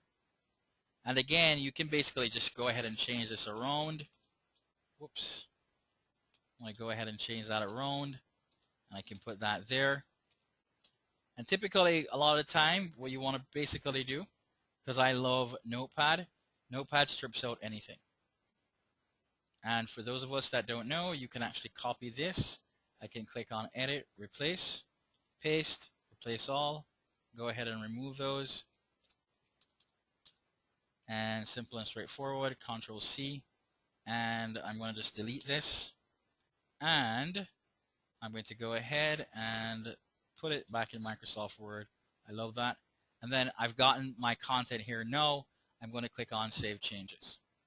Right? So now I've created another custom page, and as you can see that here, learn the benefits of aerobics. I'm going to add another one. Right? And so what we're basically doing here is that you are adding chapter by chapter using custom pages. Right? And when you're adding the order to it, if I click here, I'm going to add a chapter 2. So I'm going to go here, and I'm going to call it here different types of aerobic exercises. And I'm going to put that here. Now, when you're pasting this, you obviously don't want it to be in all caps. It can look a little bit better. But I'm going to put this in position number 2. I'm not going to put in anything here in the icon. I'm going to go ahead and grab this section here. And everyone basically who's seeing this, it's as simple as WordPress. It's as simple as just plugging in content, easily. Whoops. Okay. And I'm going to go here. We go here, and I'm just going to click on Edit, Replace, Replace All. Excellent. Going to grab that. Control A, Control C. And I could paste it here, but I always, just to make sure that I strip out any additional text, I paste as Word because it's built to strip out anything. So you want to make sure that happens. Click on Save Changes, and then now I have number 2. And this basically will constitute chapter 1, chapter 2. Now you can add all of your images, but when you're adding your images need to be 72 DPI images, right? So if I wanted to add an image only, I could go back to Activities, and I could add, whether I need to add a photo gallery, I can add a custom page, and I can add an image by adding this here, right? Now, when I'm adding the image, I can actually go ahead and decide to add URLs, and I can put in the link, or I can upload the file to the server. Now, Colin from Andromo has, basically said to us that they continuously increase the size of their particular app, their particular servers, so we can send as many images as we want to their servers. That's absolutely awesome for us, right? So we can choose a file, and we can send that to the server if we want, and it will sit inside the content that we have for our particular app, right? So we would go through and add all our custom pages. And that would basically be set up as this. Now, one of the key things is we can begin to style our app. So we can use anything here, like light with dark. I can say transparent. I can show activity name, which you always want to basically do, right? And you can choose the background, and you can choose any one of these. Now, again, this is going to be based on a lot on the Team Leader 2 and getting to know the system, getting to test the system and play around with it, create a couple of apps on the weekend. If your Team Leader 1 says, hey, go in and play with it, create a couple of apps, let me see what you can basically do with the information that you have, because you're going to be able to create those images that are required for it very, very easily, right? So you're going to go ahead and step through. You go to the dashboard, This dashboard is what the person is going to see, right? You can upload a background image. It's going to tell you we recommend using something 256 by 256, JPEG, seamless title, right? And you can upload that. You can apply what is known as frosting, a frosting effect to the background, right? And you can use tiling. Now, you can choose to have what is known as a banner area, which means that you can actually place a banner ad inside your app. Now, Amazon doesn't like this. I'm going to be honest with you. Amazon does not like this, right? So I don't do it when I'm putting out those particular apps. So I keep that with no banner area. Now, monetization, very, very, very important. When you're doing your Amazon app, the only thing you want to do is use Amazon banners. And you will have what is known as your application key, right? So even if you're publishing with Speedy Publishing, once you have your application key in here, all you do is put in your app key, submit it to us in any event, and we'll publish it on an Amazon App Store. But I strongly do recommend that you learn how to do that because it's a very, very simple process. In the interest of time, and getting it into Google Play so you don't have to go to Amazon and then go to Google Play and all that and do that submission. You can submit it to us as an aggregator, right? And we'll go ahead and push it to those particular locations for you, along with a couple of other places that we're looking to increase our distribution channels. So that's something that we also want to remember, because while you have Android apps are not only sold at Google Play and sold at the Amazon bookstore. So we're engaging other distribution channels to work with us to, of course, distribute our apps to other places, because people are buying apps all over the place, right? So that's one of the key things. So when you add the application key, this is for the Team Leader 2s. You would get that application key from your Team Leader 1. Sorry, so Team Leader 1s, we're going to discuss getting your app keys on Thursday and how to do that to provide it to your Team Leader 2. So once you've added all of this information here, very simple, very straightforward, you're basically going to head over here, which is going to give you what is known as analytics. Now, it depends on what you want to do. Typically, you can use an analytics code, which is based with Google Analytics. And you can grab that code and you can give them what is known as the UA. And the UA is just a strip that comes in analytics code. And of course, again, your Team Leader 1 would provide you with that information. Once you're all done, all you have to do is hit this button to generate my app, right? And your app is basically, you're going to see less than a minute ago, being built, build status, building. And you can refresh the page and you can see that it's still being built. So it does take probably about 5 minutes. I've seen it happen in a minute. Worst of all, that this is very, very brand. This is not a lot of information that is going to require it to be put together. Once that app is built, you're going to have to test that app to make sure it works.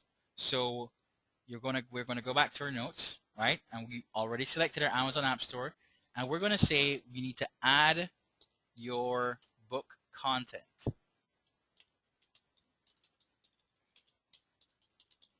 And you're going to add in images, and of course you're going to add video and stuff where necessary. One of the things that we wanted to look on, I think we can probably write, I'm not going to be able to edit it while it's being built, but I'll show you in terms of one of these options here. When you're adding to your activities, you have the option of adding almost anything that you can think of, including YouTube. So I can put this here, and this is clearly for like Lido, who's really, really good at this. If she's creating any kind of beauty advice or beauty app, right?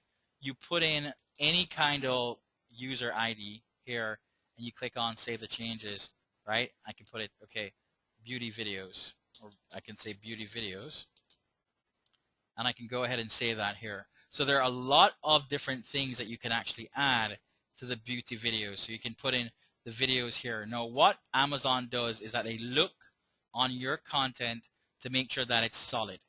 So for Casey, in your instance here, you want to add, if you can find any Minecraft videos that are online, you want to look for those, right? And you want to be able to add them. And that's one of the key things that you want to remember. If you can add some videos, you add a lot of images, you add a lot of content, especially with the books that you have now, you can add that content to it. And your book can be there and number 56 in the Amazon App Store. Not to mention you've been able to leverage a lot of the content, so you can actually be putting out 10 or 20 or even 30 apps that have to do with different aspects of Minecraft. And Minecraft is, of course, making a killing. So that, helps with an option, and you can, of course, charge 99 cents for those. Basically very, very simple, and make a literal killing based on that. So that basically can basically give you an idea of what you need to do in terms of creating that. Excellent. So last build 1 minute ago, all of that stuff. So I'm going to download, and if you can see here, if you're watching down here, I'm going to clear that. If you can see here, I'm going to download the build status. So I'm going to download. So we have now what is known as our APK file. Now there are a couple of places that I go to in order to check. One of them is Manimo, right? And what you can do is that you can actually go ahead and open up your Manimo file.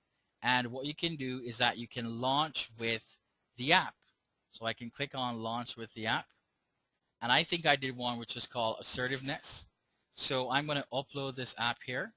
And it tells me that I need to drop the app here, which is the APK file. So I'm going to go ahead and minimize that. And Team Leader 1s, this is how you're going to test your file. And I'm going to drop it here. And I'm going to click on continue. And we want to make sure that it works in Manimo. And I want to see how it looks on basically this one here. And I'm also going to head over to the developer over at Amazon, and I'm going to select mobile app distribution. And we're going to do literally the same thing to find out if our app is moving the way how it's supposed to move. Right? So let's look. I don't think we actually had a preview. Let's go ahead and look. Let's go apps. So we're looking to see if that app has open. Oh, there it is, still launching. So it's taking a little while. So let's do this in the meantime. Let's see what Amazon is saying about it. So remember, guys, when you're doing and verifying your app, let's see what they're saying, if there are any issues that are found. And it's testing as well. So it's still launching. Excellent. So once we've done that, this is what tells you if the app is okay. It tells you that no issues are found. Submit to Amazon App Store. See how easy that was? Very, very easy that was, eh? So we want to see how it looks, though, on a particular device. So we know that it's launching workout routines. And that's what we're doing here in terms of putting out that application. Now, again, it's incumbent on our team leader 1s to make sure that we create stuff. Now, while this might look like this, so fancy and all that kind of stuff, we want to see how it looks on Manimo, really, though. So let's give it a little while to kind of do that. So I'm going to go back to my notes. Okay, right. So I'm going to go back to my notes, and I'm going to say here, not add images. So we've added our images. We can then say add our videos, right? And next we're going to talk about, let's say, add, because we're adding videos. So all our team leader 1s, all our team leader 2s, remember, you're going to add videos. You're going to make it as attractive as you possibly can. Very, very, very important. You've got to make it look really, really good, because you're competing against a lot of those people. So when Suzette goes over with you how to use Illustrator to grab those different icons, you're going to be able to populate your app with a lot of pretty icons that are going to look really, really nice, and that when someone opens it, they won't say, oh, this is sick, scam, or whatever they're saying about that particular app that's right there. Very, very bad. Okay, so when you add your videos, you are then going to build your app. And again, we're going to go through basic testing, but this is basically for a couple early part of February. You're going to be learning how to do this, right? But it's simple and very straightforward. So we're going to build your app, and we're going to test the app on Manimo, and we're going to also test the app on Amazon, right? So this is straightforward and to the point. Not very difficult, not very hard. And then you're going to forward this over to your TL1. And of course, at that time, your TL1 will determine exactly if they want to ask you to upload it, or they're going to, basically upload it themselves. No, for team leader ones who are on board now, who are watching the video as well, the replay, if you're watching the replay, you just need to have the same Kindle account, which is the same account that you go into acx.com with, which is the same account that you go into the developer store with. And it's free to go on the developer store, right? For the Google Play Store, I think it's $25, right? So it's not extremely hard to get into that particular store, and you can work very, very easily to upload your content. It's not very difficult, right? So you choose the right one at all times. And once you do this and you test it successfully on Amazon, that is where everything is at the end of the day, that you want to know that this is the correct time, this is what is working for you, this is how it's going to work. Taking a long time to load though. Sorry, so we're going to give it some time. I possibly might want to refresh it because maybe, right, there you go. A limit of running.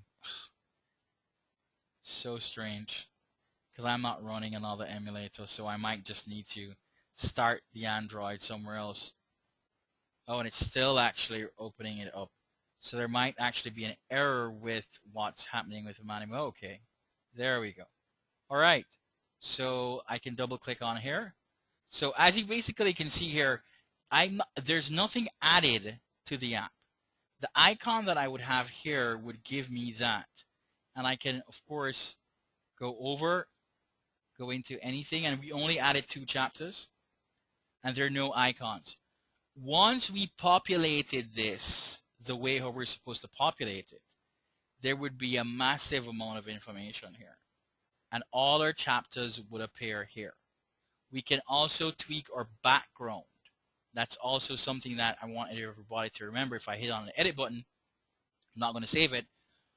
You can tweak the background, which has to do with styles. So I can change my styles here, right? I can change the base style. I think I can look on the dashboard. Here we go. I can look on the dashboard. I can show a social sharing button. I can upload a background image, and I can use that. I can use a background tile. I can do anything I want to do. And again, it's up to the team leader too at that point in time as you become more familiar with the software to be able to create something that looks really, really good. And it's really only copy and paste. That's all it basically is. So once you've created the book, you can do that. And it doesn't really matter whether or not that book is going to have information that is based on a reprint or anything else. Because once you have a reprint and the topic or the niche is good for an app, you can move from a print into an audio into an app and kind of expand on what it is that you have. So that's something that you want to look on as well. And that's just for team leader ones in terms of expanding what it is that you're doing. Of course, you must make sure that you're using the time that you have wisely in terms of being able to produce something else. But it's always a good option for you to utilize. Okay, so that pretty much will determine or kind of give you an idea on what takes place on the app side of things, right? So if we had icons, as I said to you before, it's all the information here. And you can have all of these pages fully populated and fleshed out. Much better option than Mobile Conduit, can I say. So just to kind of make sure that I put that out there. So that is going to be the step-by-step Team Leader 2s that you're going to be working with to create your apps. And we're going to get started on that. But for the coming week, week and a half, you're going to be basically focused in on reprints, zero content books, live actual content books, pamphlets that you would have created, and other stuff like that. So get prepared, because the coming week, take the time to kind of refresh what you know that you're doing, and make sure that the existing content that we're going to give you as a final test, we're going to be able to create your actual content. You're going to be able to create a reprint. You're going to be able to create just a regular zero content book using what we give you on Thursday. Between Thursday and Friday, when Suzette goes over you, you're going to put everything that you've learned into practice to produce something that really looks good to carry you into the coming week, right? Okay, so that is, of course, your second part of the training, which has to do with putting together apps. So you forward that to your TL1. So the final thing, which of course you're going to be doing, is something known as enhanced books, right? And enhanced ebooks. Now, enhanced ebooks are books that actually have audio and video included in them, right? So for all our Team Leader 2s, these are books that have audio and video stuff that is included in them. A young lady, and I'm going to go ahead and say that, which I find really inspiring, she is just filling Speedy Publishing with as many enhanced books as she possibly can. So, and I really like that, because it's really impressive to me. So I'm going to go ahead and click on Fast Animals.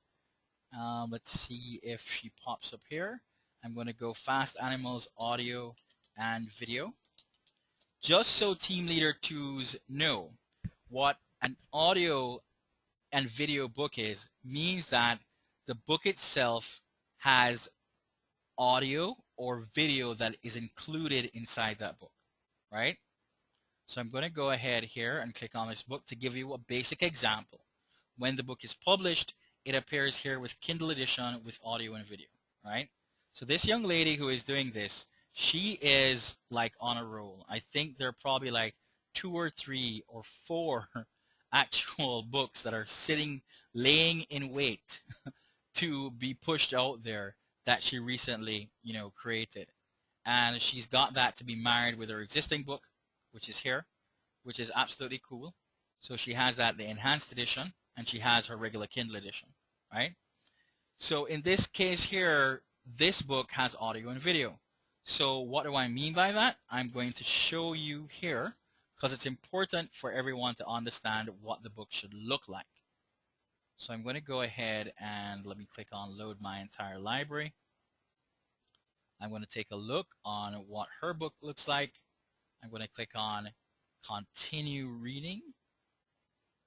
And this is her book. So when someone opens up their Kindle, this is what they're going to see.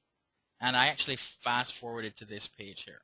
So what she's basically done is that she's looked on, I can go back here. Let me go back here. Whoops. And turn it back. So what she's done is that she's looked on and used a lot of images. So I think overall the majority of this content is not a lot of content, right? So she puts her list of videos here, right? And she puts that stuff in here. And she sends that information here.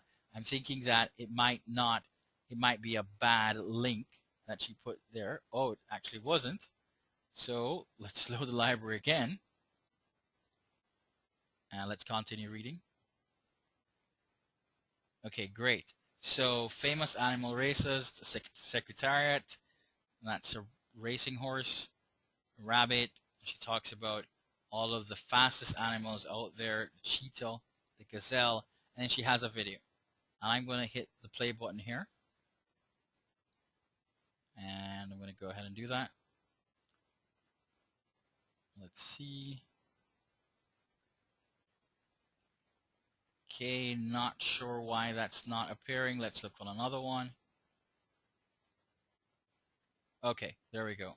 I think when we hit that button, it blew up that video. So, as you can see here, horse video, right, with sound, pretty much, and that makes it an enhanced book. And Amazon will take that. Now, we know that she used something called, here's the gazelle video. So that did actually show up here. So she's got her gazelle video in here. Now, here's where the rubber meets the road in terms of what she's doing. She's using a template that we provided her with and what all Team Leader 2s will be using, right? The process is very simple and straightforward. What we do is that we convert our existing book into what is known as an EPUB 3, which means that when you create your exact book, you're going to take that MS Word version before you convert it to an EPUB 2 and send it over to someone to generate an EPUB 3, right? Now, there is a software that Cedric was really and truly, good enough to recommend us to. What is being currently tested with EPUB 3, and it's in beta. So I've downloaded the software, and I haven't been able to really fully test it yet to see if it works the way it's supposed to work. But if it does, we will possibly be moving away from EPUB Mako to that particular software, right? And we would, of course, work out some kind of agreement with them in terms of getting it for everyone at an extremely low rate. Thank you so much for that, Cedric, because I don't think that there's anything out there in the market that really creates an EPUB 3. And Hugh Maguire is a person I know who knows a lot about EPUBs, and he has not said that there is a stable software that does that. So if your guys have done that, it's absolutely awesome. So pretty much we give you some steps to follow in creating this particular book, and you're going to get an entire video that is going to show you exactly what to do in order to create this. But it involves actually taking this code and putting that code inside your existing ebook.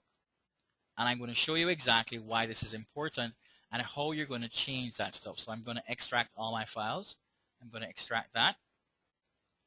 And in order to add your information to your ebook, you're going to change this here from an EPUB, and you're going to rename it to a zip file. So I'm going to F2. And I'm only going to remove the word EPUB and change it to ZIP. Now I'm going over this because one of the biggest problems that a lot of people make is that they tend to try and extract the zip file. Never ever extract the zip file, right? Never ever extract the zip file. So I'm going to put that in our notes as the first notation before we do anything, is to never extract the zip file converted from EPUB. Never ever do that, because within a zip file you can double click and you can still enter the zip file. You can remove anything from it, but you don't have to unzip it, right? So what she has basically done is that she has actually opened the zip file and she's gone into the OPS and she's taken out any file that she wants to add her content to, right? So you can see here that each one of these pages is actually the same thing as a file. So for any page that she wanted to add her image to, she found the image here, she found this page here, and then she went and grabbed the video, right? Now in order to get this, and we can actually look on this just to make sure that we know that Jenny's really following what we're doing, is that we can look on a video or a search clip pretty much like this. So we can say gazelle. So I'll go ahead and search for clips based on gazelles. And we've got a different gazelle video. I might be doing it. Maybe I can look for, let's say, horses. Let's say horses, and see if she got these videos from us here. Okay, so I'm not seeing horses running, and I'm not seeing her horses video.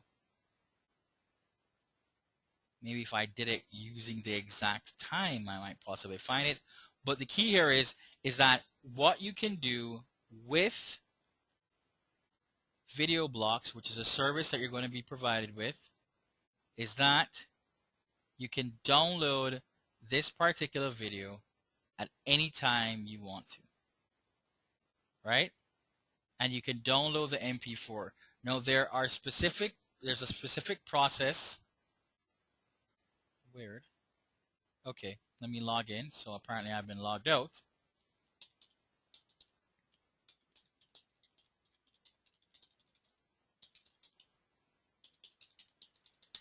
Okay, so Team Leader 2's, what you basically do is that you head into this particular file or this particular service, you find that video, and you're going to be adding that video to your existing book.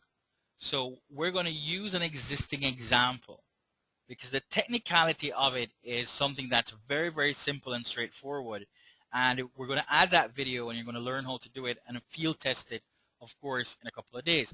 Now, the key thing here is that you want to understand the concept behind it before we even get to putting that into practice. The way how this works is that you find a related video. So let's look on something like workout routines. So I'm going to look for something like workout. So here's workouts. And I can look for workouts here. And we've got one workout video, right?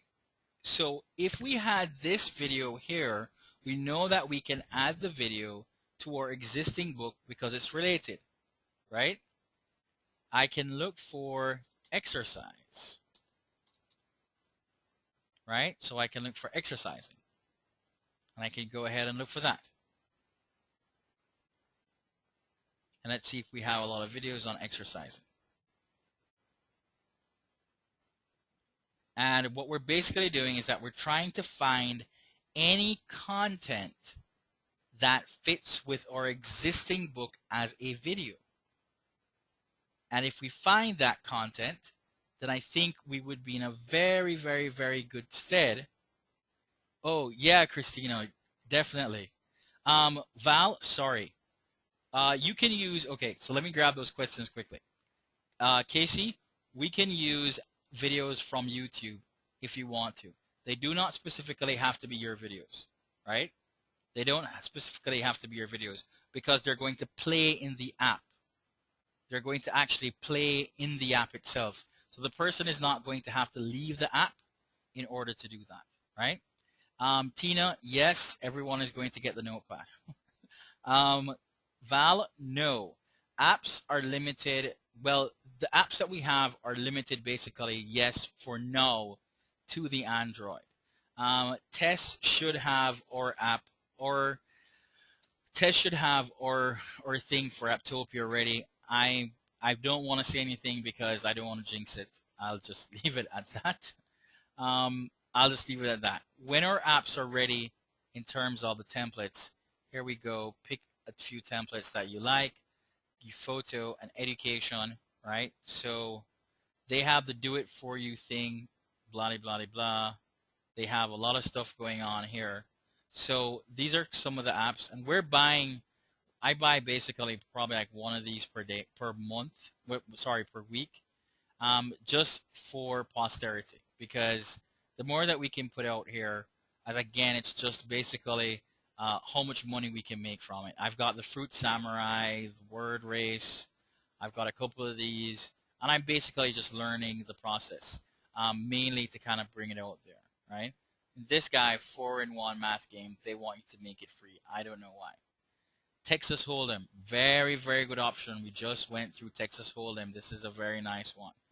I would definitely take this one because we definitely have an actual, we did an entire download from YouTube with a lot of Texas Hold'em stuff that definitely would probably match with this or go well with it, that we could put in a book and say, hey, you know, grab this information as well. But we have this particular book here. We want the book app. The book app will look similar to one of these, but it's going to be for a book. And what it will allow us to do is to just plug in our content and to change a bit of stuff, which is similar to what Andromo does, but there's nothing that I think is out there that works. Oh my God, really though? Only $2.99. Okay, so that looks good. Right, so that's pretty much basically what we're looking on in terms of, and getting your app ready for the App Store, Val, because the App Store is where a lot of those apps sell. But if you are number 56 in the Kindle App Store, you are selling a good amount per day. You're making at least probably $50, $60 per day, right? So if you're doing that, you can probably see what I mean in terms of that one little app could possibly be making, $1,800, $2,000 per month, and it's the same literal content that you would have had before. As you can see, that person just really grabbed a lot of videos and then put that together. So pretty much what's going to happen here is that we can look for exercising. I'm not seeing a lot of stuff here on exercise, so maybe let's try and find something on that. Here we go. A lot more stuff. Right. So like we basically know, we could call this, here's something that is based on sit-ups, right? So, or ab crunches. So I could probably go here and Control F and put sit-ups. Let's see if that is there. Not found. Let's look on abs. Really though, for workouts, nothing on abs? Or maybe I'm spelling it incorrectly. Or, right, maybe I need to do that. Okay, jabs, all right. Only thing here? Okay, let's find out a little bit more, because there has to be something in here that has to do with abdominals, aerobic kicking, and let's say pregnancy and best types of aerobics, and beauty, the need for aerobics for kids, step boxing, breathing, kicking, wading in water, dance. Okay, so clearly in this particular book there is nothing that really speaks to that, but we can probably find a useful video. Ah, here you go. Here's one. Is this martial arts? So yeah, here's a useful video that we could probably use to go with or kickboxing, Taibo, right? So we can use related videos to be used with our books, right? That is basically what it's all basically about. So that's the basis of an enhanced ebook for Team Leader 2s. And it's a simple process to add that. So when you're adding those videos, you want to add a video that is related. So Jenny here has a couple of videos on the fox. So you can have all that information here, and she's got, that's a horse video, gazelle video, rabbit video. So she's gotten all of that information here, right? So we can possibly say, how fast can you run? Let's see, and lots of information too. That's pretty nice with a quiz and all that kind of stuff. So she's actually really bulked up her content by just adding a couple of videos to it to get it into, which is what we talk about, which is what everybody should be doing right now. Very high hamster and the turtle. Okay, interesting. This has got to be the slowest animals I can probably get. Right, so here's a slug that she's put that slug in here, right? And it's very definitely moving quite slowly. So the whole point here is that she's leveraging her existing content by adding those particular videos to the particular book. No. Is it the best thing for all of us who are here? Possibly not. Why? Because is the term fast animals a good niche? And for all of our team leader 2s, we already know what to look for good niches, right? So I love that, and I remember, and I'm going to call the niche that came out, which was clean living. One of our virtual assistants found that term, clean living, which is very, very nice, right? So there is something that's called living clean, clean eating, clean expanded, healthy living. There's nothing that's listed here that says clean living, which is even better, right? Because it basically means that you can actually, and I'm going to update this later, here we've got Soul Detox Clean Living. It's one of them that has that, and it's not even at the beginning of the search, right? And as you can see, these are not pretty bad niches, right? Clean living, very, very good niche topic that you can basically work with, right? So again, you want to be able to look on this. Now, if you get something like this and you have your ebook created on that, right, then you can go ahead and find related videos that have to do with that. So we can probably say, we can look for something like healthy foods, because this is where everything is going to start and everything is going to stop for all our members, right? You're going to use this service. So your team leader one will be able to provide you with that. In the interim, we're going to provide you with a login that is going to allow you to use it in the interim until we get this deal sorted out with Video Blocks. So we've got healthy living here. So we've got a lot of this stuff. So we've got, well, the young lady's still exercising. We've got this person who is cooking. Clean living. Here's another one that might actually have to do with clean living too, because clean living is not specifically always surrounding food, right? So that's clean living there, spending quality time with your family, that kind of stuff. Actual food, that definitely something here. And you can choose anything that you want to choose here, right? And you can continue to work. Obviously, this young lady is having a lot of fun. So definitely she is quite hyped up. So all of these things here can relate to your existing book, right? And it fits in with the topic.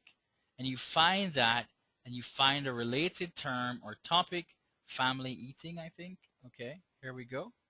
And it's family time, and everybody's having dinner. So everybody's eating. So family time. And so at the end of the day, this is now a part of clean living that would match possibly what we have here, right? So living clean, the journey continues. Well, this is Narcotics Anonymous, which has to do with, of course, drugs and kind of coming off of drugs. But the rest of it basically looks to be a lot based on food. But here's one, well, Jessica Alba here, she's got her book here. And she's only selling like $25 at $11. That's so weird. But here is what we can see. We find a topic like clean living, and then we generate the book for it. And then once we generate the book, we go here and we find videos that are related to that. And we place those videos inside the books using the simple process that we have here by going into the image and then populating that information. So I'm going to go back to our actual, let me go ahead and close that out. I'm going to go back to the actual thing here. So we say never extract the zip file, and we say add your videos to your files, and I'm going to say watch the training vid. And we're going to watch the training video, and you're going to be able to watch that, which is going to definitely tell you simply in the same way how to use the software. This is going to be the same way how it's going to teach you how to use it, but you've got to understand the concept behind it. It's not just about adding the video to it. It's more about using the video as a real enhancement. That's what it is. Now for Fast Animals, it's a good enhancement because what it does is that it really brings a point across of the book, brings the point across for the book.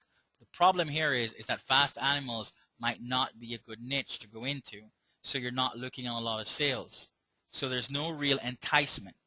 And if you look on audio for all our team leader ones, we know that because people can't do it and publish unless they're going through a publishing company like Speedy Publishing, then people have not been able to dominate that particular type of thing.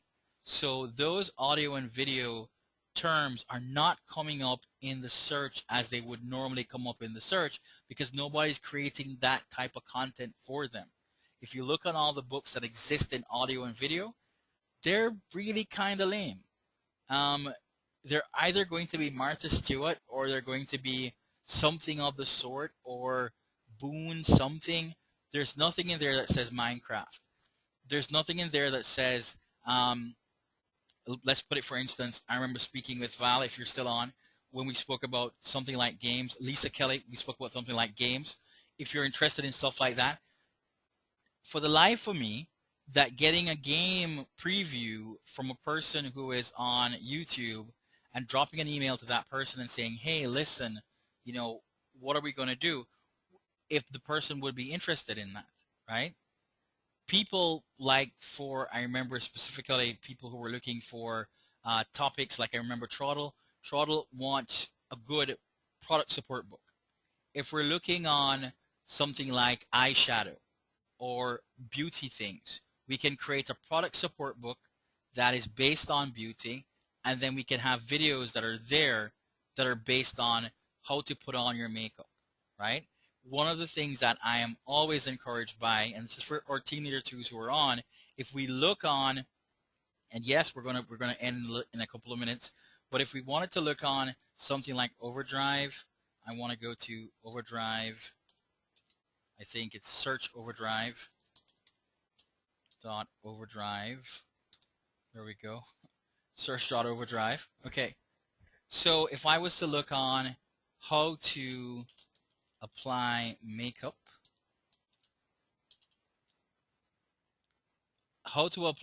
as a professional. This is just to give you a basic idea how crazy this is, right? Because we're looking on this and we wanted to say, well, I think I'm currently now in, of course, in Canada, so it might not show up if I was to kind of like try and find where this book is. It might give me finding a library close to where I am, right? So it says finding a library, there are no libraries here. But if I was to enter a zip, county, city, or branch, let's try New York, if it's there in New York. Okay, so I put in New York here, and here are all the different libraries that this book exists in. All of these libraries pay for it. All of these libraries paid for it, right? Do you realize what's happening here? Library copies 1, none available. There are 2 patrons on hold for this book. And as more and more people find it, they are going to go ahead and buy more copies. This is an absolutely perfect book to sit in an enhanced ebook or enhanced Kindle with audio and video. The how-to books, the DIY, if you can get those videos, this is for lead up for sure. This is going to be a really good option for you.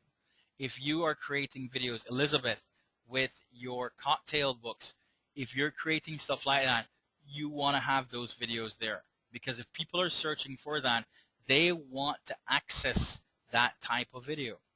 They want to see that. So the demand exists out there for stuff like that. We already know this. What we want to do is to make sure that at the end of the day, when a person gets this, how to apply makeup like a professional, when they get that book, they're going to say, okay, well, it's good that they're going to teach me how to do it. I might see a couple of images, but what if someone is showing me and they're really a professional? And that person basically shows them exactly what to do in a video. It becomes a really, really powerful enhancement. And at that point in time, then that book will start to make, really and truly make an indent, or make a dent, sorry, in terms of the number of sales that you're going to get as an enhancement. So it's both the enhanced version as well as the ordinary version, because for this book here that we're looking on, which of course is the Kindle Fast Animals book, it's linked directly to the Kindle edition. So when one book starts to go up, it's going to start to go up too. And it's going to drag it.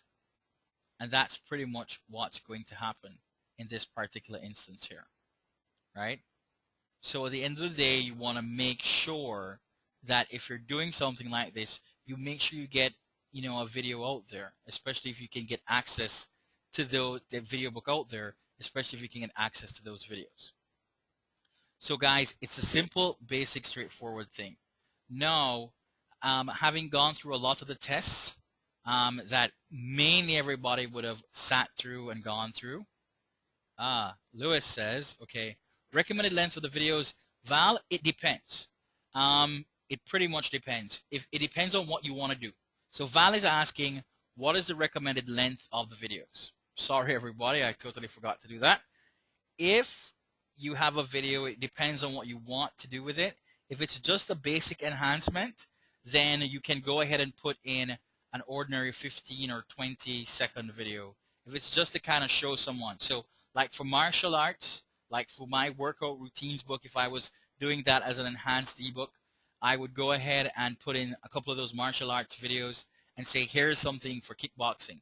Here's something for like when the chick is doing that hand movement and the knee movement, you know, that's kicking it like Taibo or something like that. You would basically put that in there, right?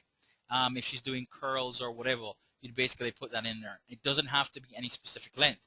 The most important thing is that you're not going to download something that makes the book exceed 20 megabytes. And that's in the training video. So like all of our Team Leader 2s would know that, right? So Lewis is asking, so do both versions exist on Amazon, enhanced and non-enhanced? Yes, they do. That's the key thing. Both versions exist on Amazon, right? And the key thing here is that, remember, until you start to see sales, right? Until you start to see sales is when you'll really start to see any movement of that particular book. But the fact of the matter is, for Kindle with audio and video, right, it's not going to happen that easily, right? It's not going to happen that easily. As you can see, this is the only book that says, you know, Kindle with audio and video. And do you see that this book appears basically here at the top, right? Before even the other Kindle version, which is amazing. So we know that Kindle enhanced ebooks will appear in the search results too. Nothing is kind of holding it back from that, right? So that is pretty much what you want to understand at the end of the day, because these will appear and people will be more inclined to buy these particular books more than anything else, right? That is one of the critical things that we have to remember. So you've got to focus in on what it is that you're doing in terms of creating these books. And for our Team Leader 1s, you want to make sure that you choose the right niches here, because that's going to mean the difference between success and failure, right? That's going to mean the difference at the end of the day. So if we look for anything like Kindle, if I was to Google it, and it's so weird because that's the only way I can find it. If I was to Google Kindle with audio and video, Kindle enhanced with audio and video, it'll give me the actual page to start off with that shows me all of the topics, right? And I can look on this, and I'll go into nonfiction because I think it will give me like a page count. So here we've got 452, 140, 155. Health and fitness, 170 books, right? 170 books. And if you were to choose this topic here, let's try and see how many of them have anything. Where is the paleo? Where is paleo? Where is the paleo? We cannot find you, paleo. We cannot find you, yoga. These are things that, I mean, are no-brainers. Here's strength training, right? So if you look on this, let's see how he's doing strength training for his Kindle and audio. So he's at 303, 338. So let's see what he's doing. Well, he has Kindle with audio and video and only the paperback. So he doesn't have anything else going on for this particular book here. So it's just that. So he hasn't, his book is just in Kindle and audio with video, right? But there's nothing here that gives you the real feel that anyone here understands the importance of dealing with a specific keyword term and monetizing, you know, a particular edition like this as a keyword term. So we've got yoga here. This is 219,455. So there's no other book here. So yoga in bed. I don't know if anybody's looking for yoga in bed. I know people are looking for yoga for beginners, right? I know that people are looking for that. Is there any yoga for beginners here? No, there's not. Body by design. Where are the keywords? Here's one, eat to live, which is a pretty good keyword term. And it's not doing too bad. It's 157,000. And possibly it's being cannibalized by its counterparts, right? So, and it's 389 pages, right? And it says abridged, and it was published by Vook. There you go. So it's being published by Vook. And I don't have to tell you how much it costs to publish a book with Vook.com. It's a lot of money. Definitely not my cup of tea. So I can look on all of these here, right? All of these different ones here. People have to go directly for that particular book. There are no keyword terms. And for team leader twos to understand the importance of choosing your niche correctly, this is what it means. Team leader twos have to grab this because there's nothing here that is built on any keyword term. Yoga cures, plyometrics, you raising your child, right? All of this, cardio Pilates, Pilates for beginners. Let's see what this is looking like. And this one is not doing so well. Let's look to see that if this is a good keyword term in any event. Let's try Pilates to just see that. Because this is what it boils down to. Is it a good keyword term? Pilates for beginners. Oh Lord. So let's see. 14. Definitely not a good niche. So we already know that it's a bad niche to begin with in the first place. So we would not be using this particular niche. We would be doing something like clean living, or we'd be doing something like beer brewing, or we'd be doing something like learn Spanish or learn French or something like that, right? We'd be doing any one of those, but using a good niche to begin to dominate for these here, because we know that these are going to be the key for the future, right? So that's one of the things that we want to make sure that the same process that we apply for our ordinary books is the same process that we're going to apply for our enhanced books. And it's typically just a no-brainer that we'll be able to, of course, expand and move more into profitability. And this is for team leader twos to understand. Very, very simple and straightforward process. Okay, so let's jump back into our list. So we're going to watch a training video, right? And this should actually go here. So we're going to go ahead and never extract the file. We're going to watch a training video. We're going to add the videos to your files. Then this is for team leader ones, which we're going to discuss on Thursday. You need to sign up for a bookie.ish account so that your team leader can log in and test to make sure that your enhanced ebook works, right? Now again, this is something that will of course lead to more profitability, but it depends on how you're going to ratio or put your time into perspective. What exactly it is that you're going to choose, and again, not everybody's going to choose the same thing. I already know that there's some team members who are going hard and fast to do reprints. I know that there are already some members who are going hard and fast to do a lot of that stuff, a lot of reprints. They're looking to do a lot of transcriptions in terms of audio content. Already someone has committed like $2,000 because they know that the $2,000 is going to get them close to 500,000 words in terms of content, and they have started to flesh out what they're going to put together for that so that they can spin that into possibly, I guess, 300, 400, 500 books. I don't know. But it's a grand plan that should last over a period of probably, at least 4 months, based on what it looks like to me. But there is going to be a plan that everyone can, of course, focus in on and to be able to work. And this is going to be one of the things that our team leader twos are going to be working with our team leader ones to have completed, right? So you're going to watch your training video. You're going to add your videos to your files. You're going to create or reconvert. Create, I would probably say reconvert, because you're going to convert it, reconvert the EPUB to reconvert the zip to an EPUB, and that is where your overall process ends. It's very, very simple. 3 basic steps that have a couple of intersteps to them, but it's very, very basic, very, very simple. Not very hard. We're going to be working with you, and we're going to be testing those files that you create to make sure that you have done it correctly. Now, a couple of your team leaders will, of course, ask you when you're creating content-rich books to create every single option. So they'll tell you to create your digital book, your print, your large print. They'll tell you to create your app. They'll tell you to create your enhanced version, right?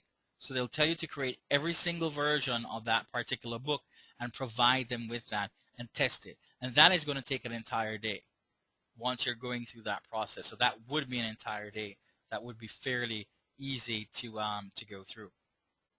Okay, so Casey's asking, when is Speedy Publishing distributing apps? When is the title manager up for this? We are still doing the final testings for it because, as you know, Casey, and everyone, we don't utilize an ISBN for apps. So ISBNs don't carry, apps don't carry an ISBN, right? So the changes that we're making include you being able to search for your books using your ISBN, that when your books are displayed when they're launched, that the ISBN appears there as well. So we're making a couple of really, really major changes. They've already been made. It's just to move over now from the test bed into the live along with those applications and those uploadabilities. So that you can basically see that we're making, as we go along, we kind of see a couple of things that we need to change. You'll see that you're not going to be able to be working on 2 books simultaneously. We're making changes. We're going to show you the number of books that you have currently uploaded and a whole lot of different changes that we want to make sure that the system is more intuitive for you and to provide you with a title feedback, the ability to order your title right from inside that particular section, whether the title is going to be coming through Lightning Source as the printer, or we're going to be using another printer like Formax or any one of those guys, because we've realized that ordering the book, even from Lightning Source, there is a big cost. But if we provide the book to another print server or another print person, like Small Press United or anyone that does, that's not specifically always focused in on just print runs, that we can still get it at even a cheaper cost. So that's also something that we're looking on. So, you know, we didn't think of that initially because we were so hung up on, of course, working with one particular set printer, when we didn't think that you might possibly end up getting your books for 70 cents or 80 cents for one if you're ordering 10 or 20 or 30 or 50. So therein, you know, I mean, once you're doing a print run, then it really gets to a low point, which makes better sense. Okay, so pretty much I'm going to put the final touches on it. So once we reconvert the zip to an EPUB, and that zip goes into an EPUB format, then you are going to forward this to, well, actually, no. I'm going to grab those 2 here. You are going to test that particular file, test the ebook on bookish.sh, and then you're going to make sure it works, and then you're going to forward it to your TL1. So these are the 3 major advanced things that you're going to be looking on. And to start off initially, something that you already know about, and it's fairly simple, is putting together your overall reprints. So what we're going to be doing is that today we're going to be sending out a list of reprints to everyone who would have access to all of what you're doing. And we want you to go ahead and take that reprint and to be able to create that reprint for your existing Team Leader 1. That is basically what you're going to be required to do, to create a brand new title using that specific keyword that we give you, and create that EPUB, and create that print PDF for your Team Leader 1, and you're going to forward it over to us so we can have a look on that. We'll also be meeting with you guys throughout the course of the day because we've been assessing some of your pamphlets. We've noticed a couple of issues that need to be corrected. For those of us who have an issue with the downloads, as we said before, if you're seeing that trial version and you bought a Speedy Publishing Adobe, remember that we bundle all of those accounts. So we provided all of those accounts over to the guys over at Adobe who are working in that team department, and what would happen is that they would activate it. Now, if you have Adobe right now and there is an issue, what you need to basically do is that you need to log out. You need to log outside of your Adobe. So log out of your Adobe and then log in using your Team Leader One's information. So you can't be logged in using your email and your password. You have to log out and then you log in using that particular information. If there seems to be a problem in terms of if someone else has downloaded the software, it can cause a problem. Because if you have only, as a Team Leader One, if you only downloaded one version of Adobe Acrobat, then Team Leader 2s can download the other version. But a third party cannot do it. So you can only have this appearing on 2 existing computers, which is, of course, Team Leader 1, Team Leader 2, which is how it's supposed to be, right? So if it's anywhere else and anyone else has access to your email and your password, big problemo. It's not going to work for you, right? So again, this is typically where we're at right now. So for all our Team Leader 2s, look out, because the replay is coming out tonight, right? Along with the information that you're going to utilize to create that particular book within the hour. So I won't be able to meet with any of our Team Leader 1s tonight, unfortunately, because we have to go directly into making sure we get over this hurdle to get into the meeting for tomorrow, right? So that, and I encourage all Team Leader 1s. I know it's been quite some time. We've gone well over. We've hit the 2.5 hour mark now, so we've got to stop. But I want to make sure that everyone, and I mean everyone, attends the meeting tomorrow. It's very, very, very important, because when Suzette does her thing, in terms of me creating something like this that looks like that, which in my opinion might possibly just look absolutely horrid, but it would work for me because I would kind of get the objective across in terms of creating something like this, right? There's a very, very big difference here. So there are different elements that can be done using things like this, right? And it's really the font, because if you realize this is just a giant image that's placed here. That's all it is. It is the font that does that. It is the font that causes this and makes it look like that. It is the font. And you can see that the font pops off the page here.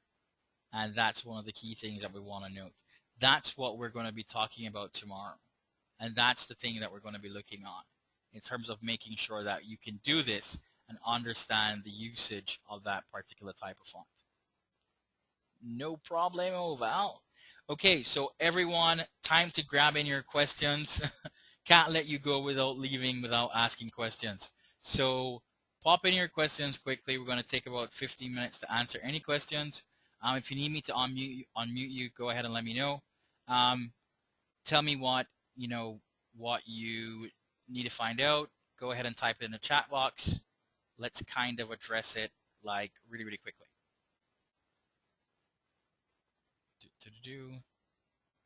Have I overwhelmed everyone? So nobody's typing though. So everyone basically has a handle on what's going on here. I can still see that there's 100% in an audience view. Any of the guys want to actually say anything?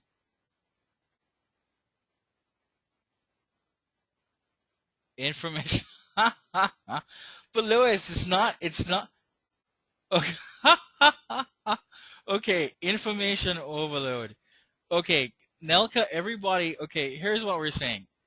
Don't worry about the information overload in terms of Exactly, overwhelmed. Okay, Nelko, don't worry about it here in terms of being overloaded. Take it in chunks because you're going to get this here, which is our little notepad, right? And the real thing that you need to be focused in on, right, is here. Oh, is here. Okay, Val, what we're doing is using something known as Magster. And I hope everyone saw this. Please, I hope everyone saw this. Magster is, I mean, when I spoke to them, what really brought me to Magster, and I'm going to be honest with you, what brought me to Magster is the money. And it's just plain and simple. With Digital Book World that went last week, Magster was not invited because Magster is seen as an outcast, right? But I don't know why, because in my opinion, Magster provides one of the best opportunities.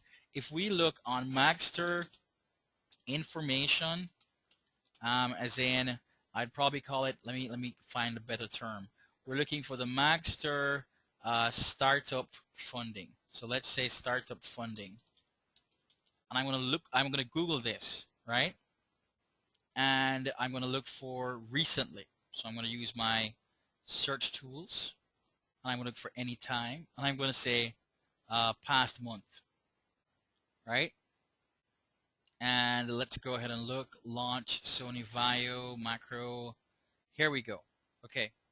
So this is their CEO who is chatting,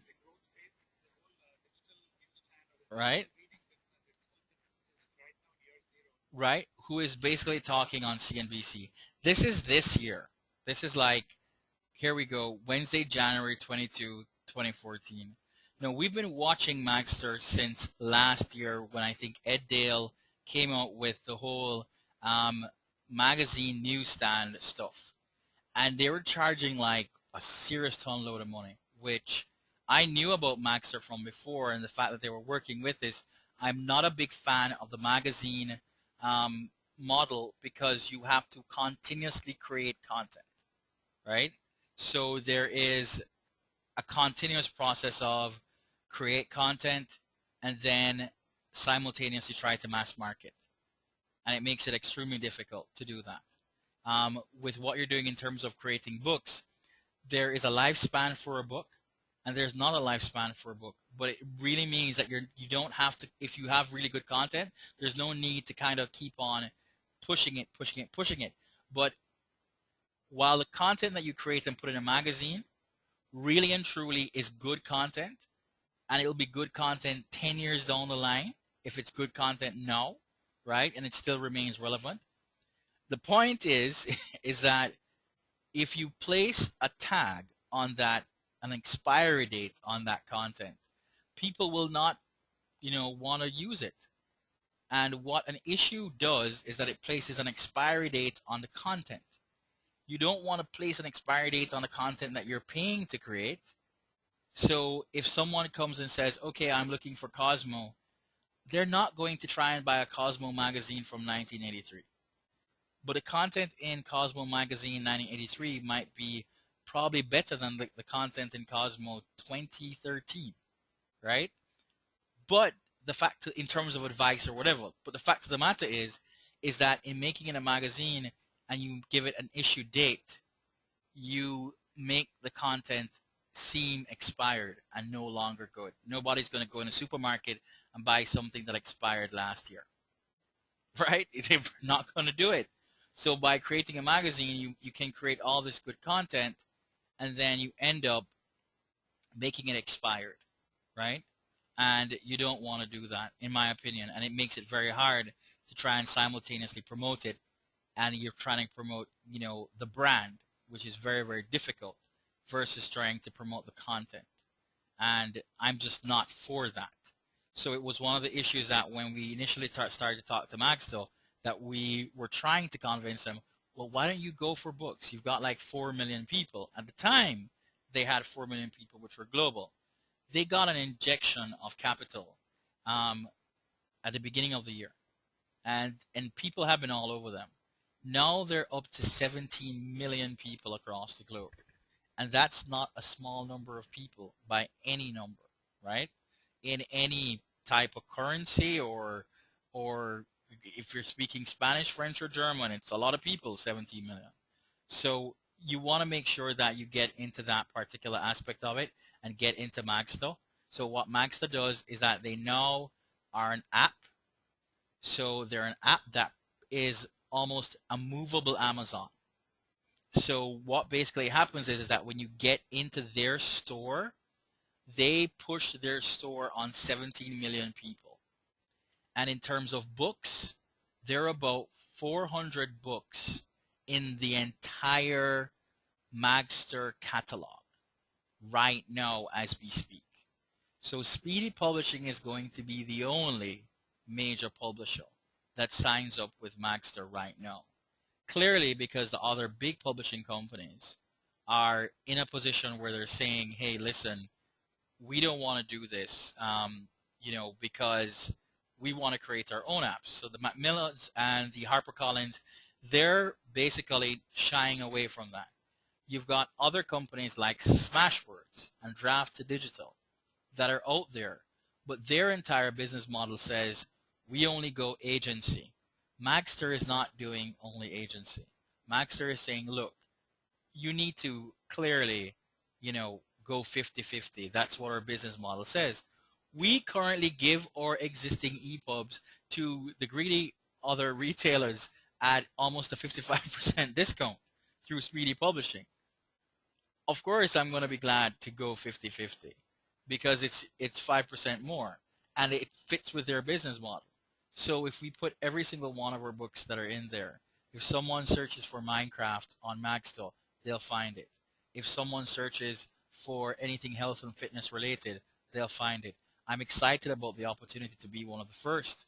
We're going to be in front of all those 17 million users who might switch over from looking for on a magazine because they have that tab button that says magazine or app. Magazine or book. And that's for Magsto.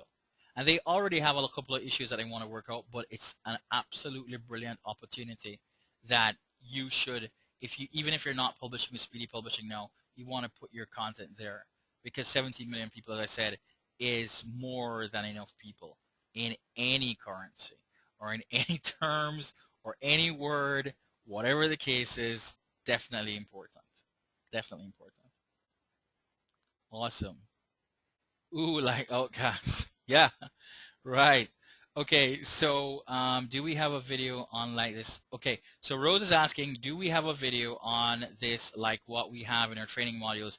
Yes, we do, Rose, and we're going to post that now. In fact, for the reprints, it's fairly simple, so there's not really a direct training for that. For the App Store, there's not a direct training for that yet. I don't anticipate that you'll be doing that right now because I don't know how many Team Leader 1s have been able to grab the Andromo offer just yet.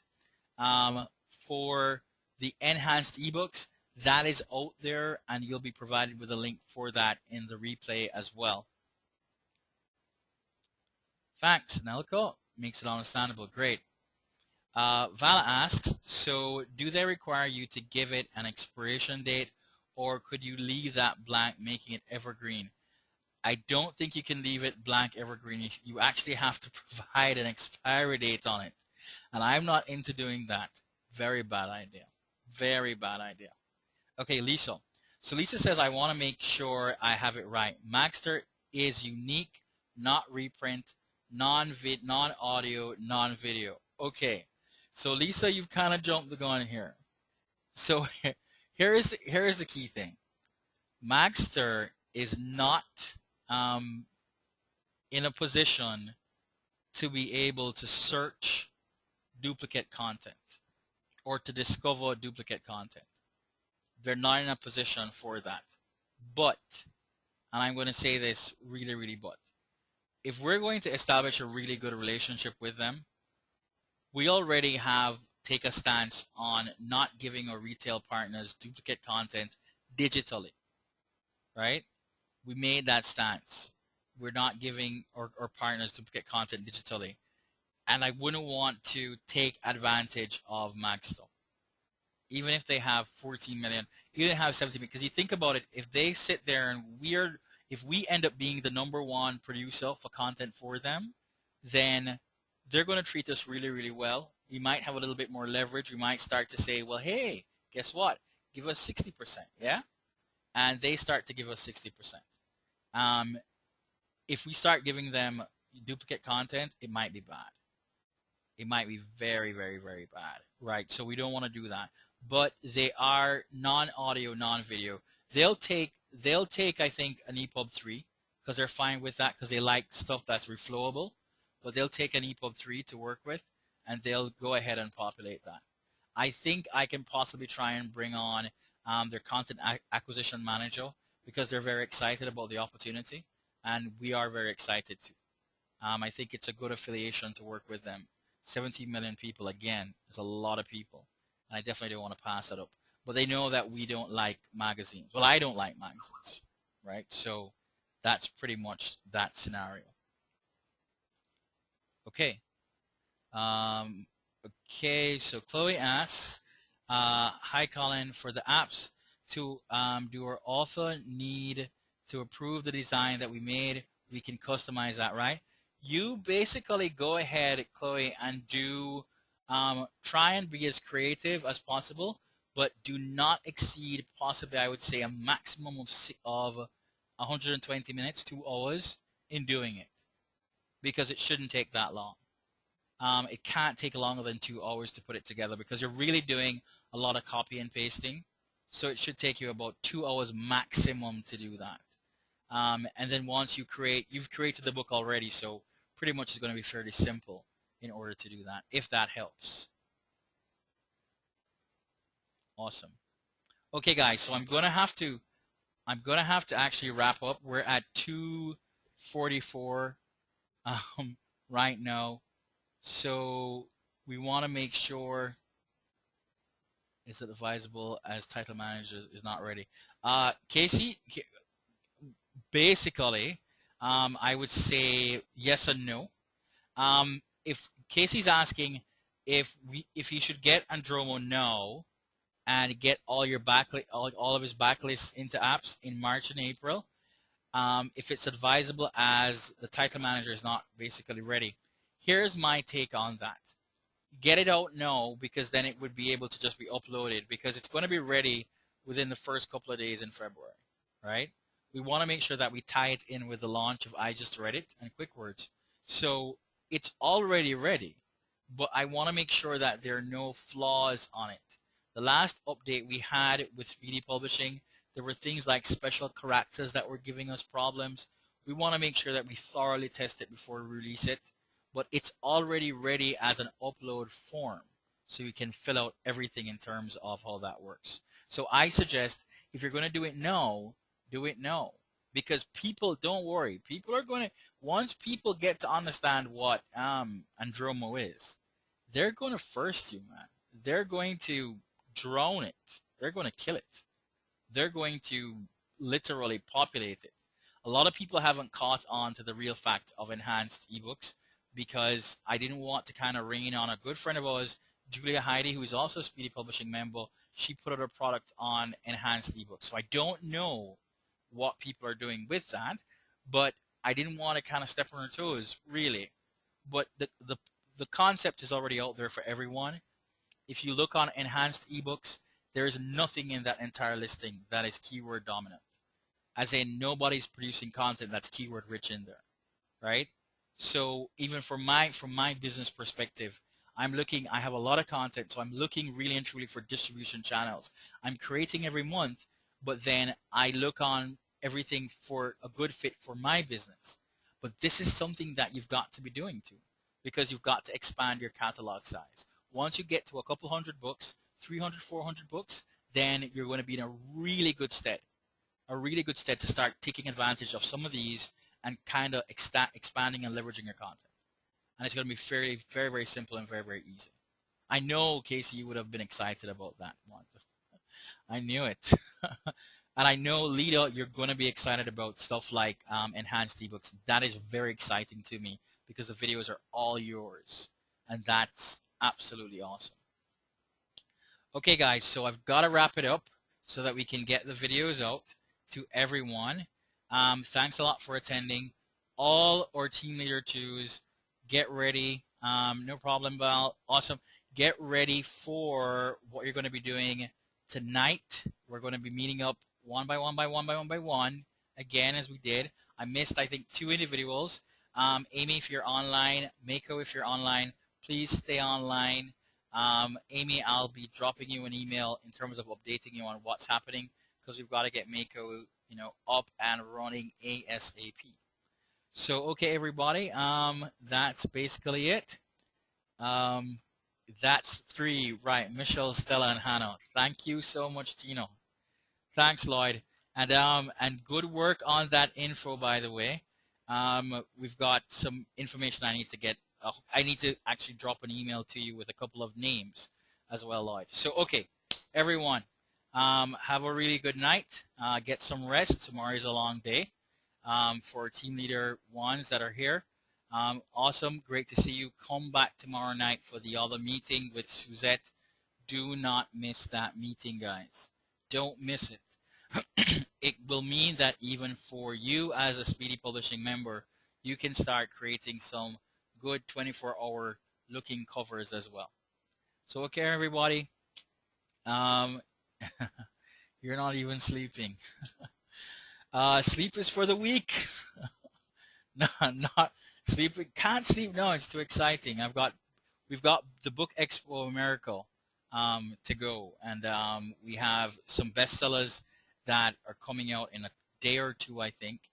That reminds me, we've got to get, I think, Elizabeth, we needed that audio cover, so I gather that you don't have it, so we're going to produce it now. So yeah, that is going to be awesome. I'll go ahead and try and drop that link to everyone to kind of have a look on those bestsellers, as they're all going with BookBub, so everyone can basically field test BookBub on their own. Couple of parameters, minimum 100 words, 100 pages, stuff like that. So everybody have a really great night. Get some rest. Yeah. Oh, you did you? Excellent. That's brilliant. Okay. Nice. Nice, Elizabeth. Awesome. Okay. So, yeah, get some rest, and we'll see everybody tomorrow back again. And look out for the emails that come out with the notepad and the basic information that we're going to be going forward. For all our Team Leader 1s who are here, before you go, remember that Thursday's meeting is going to be very, very, very important. You need to be on that meeting, because we're putting together your overall list.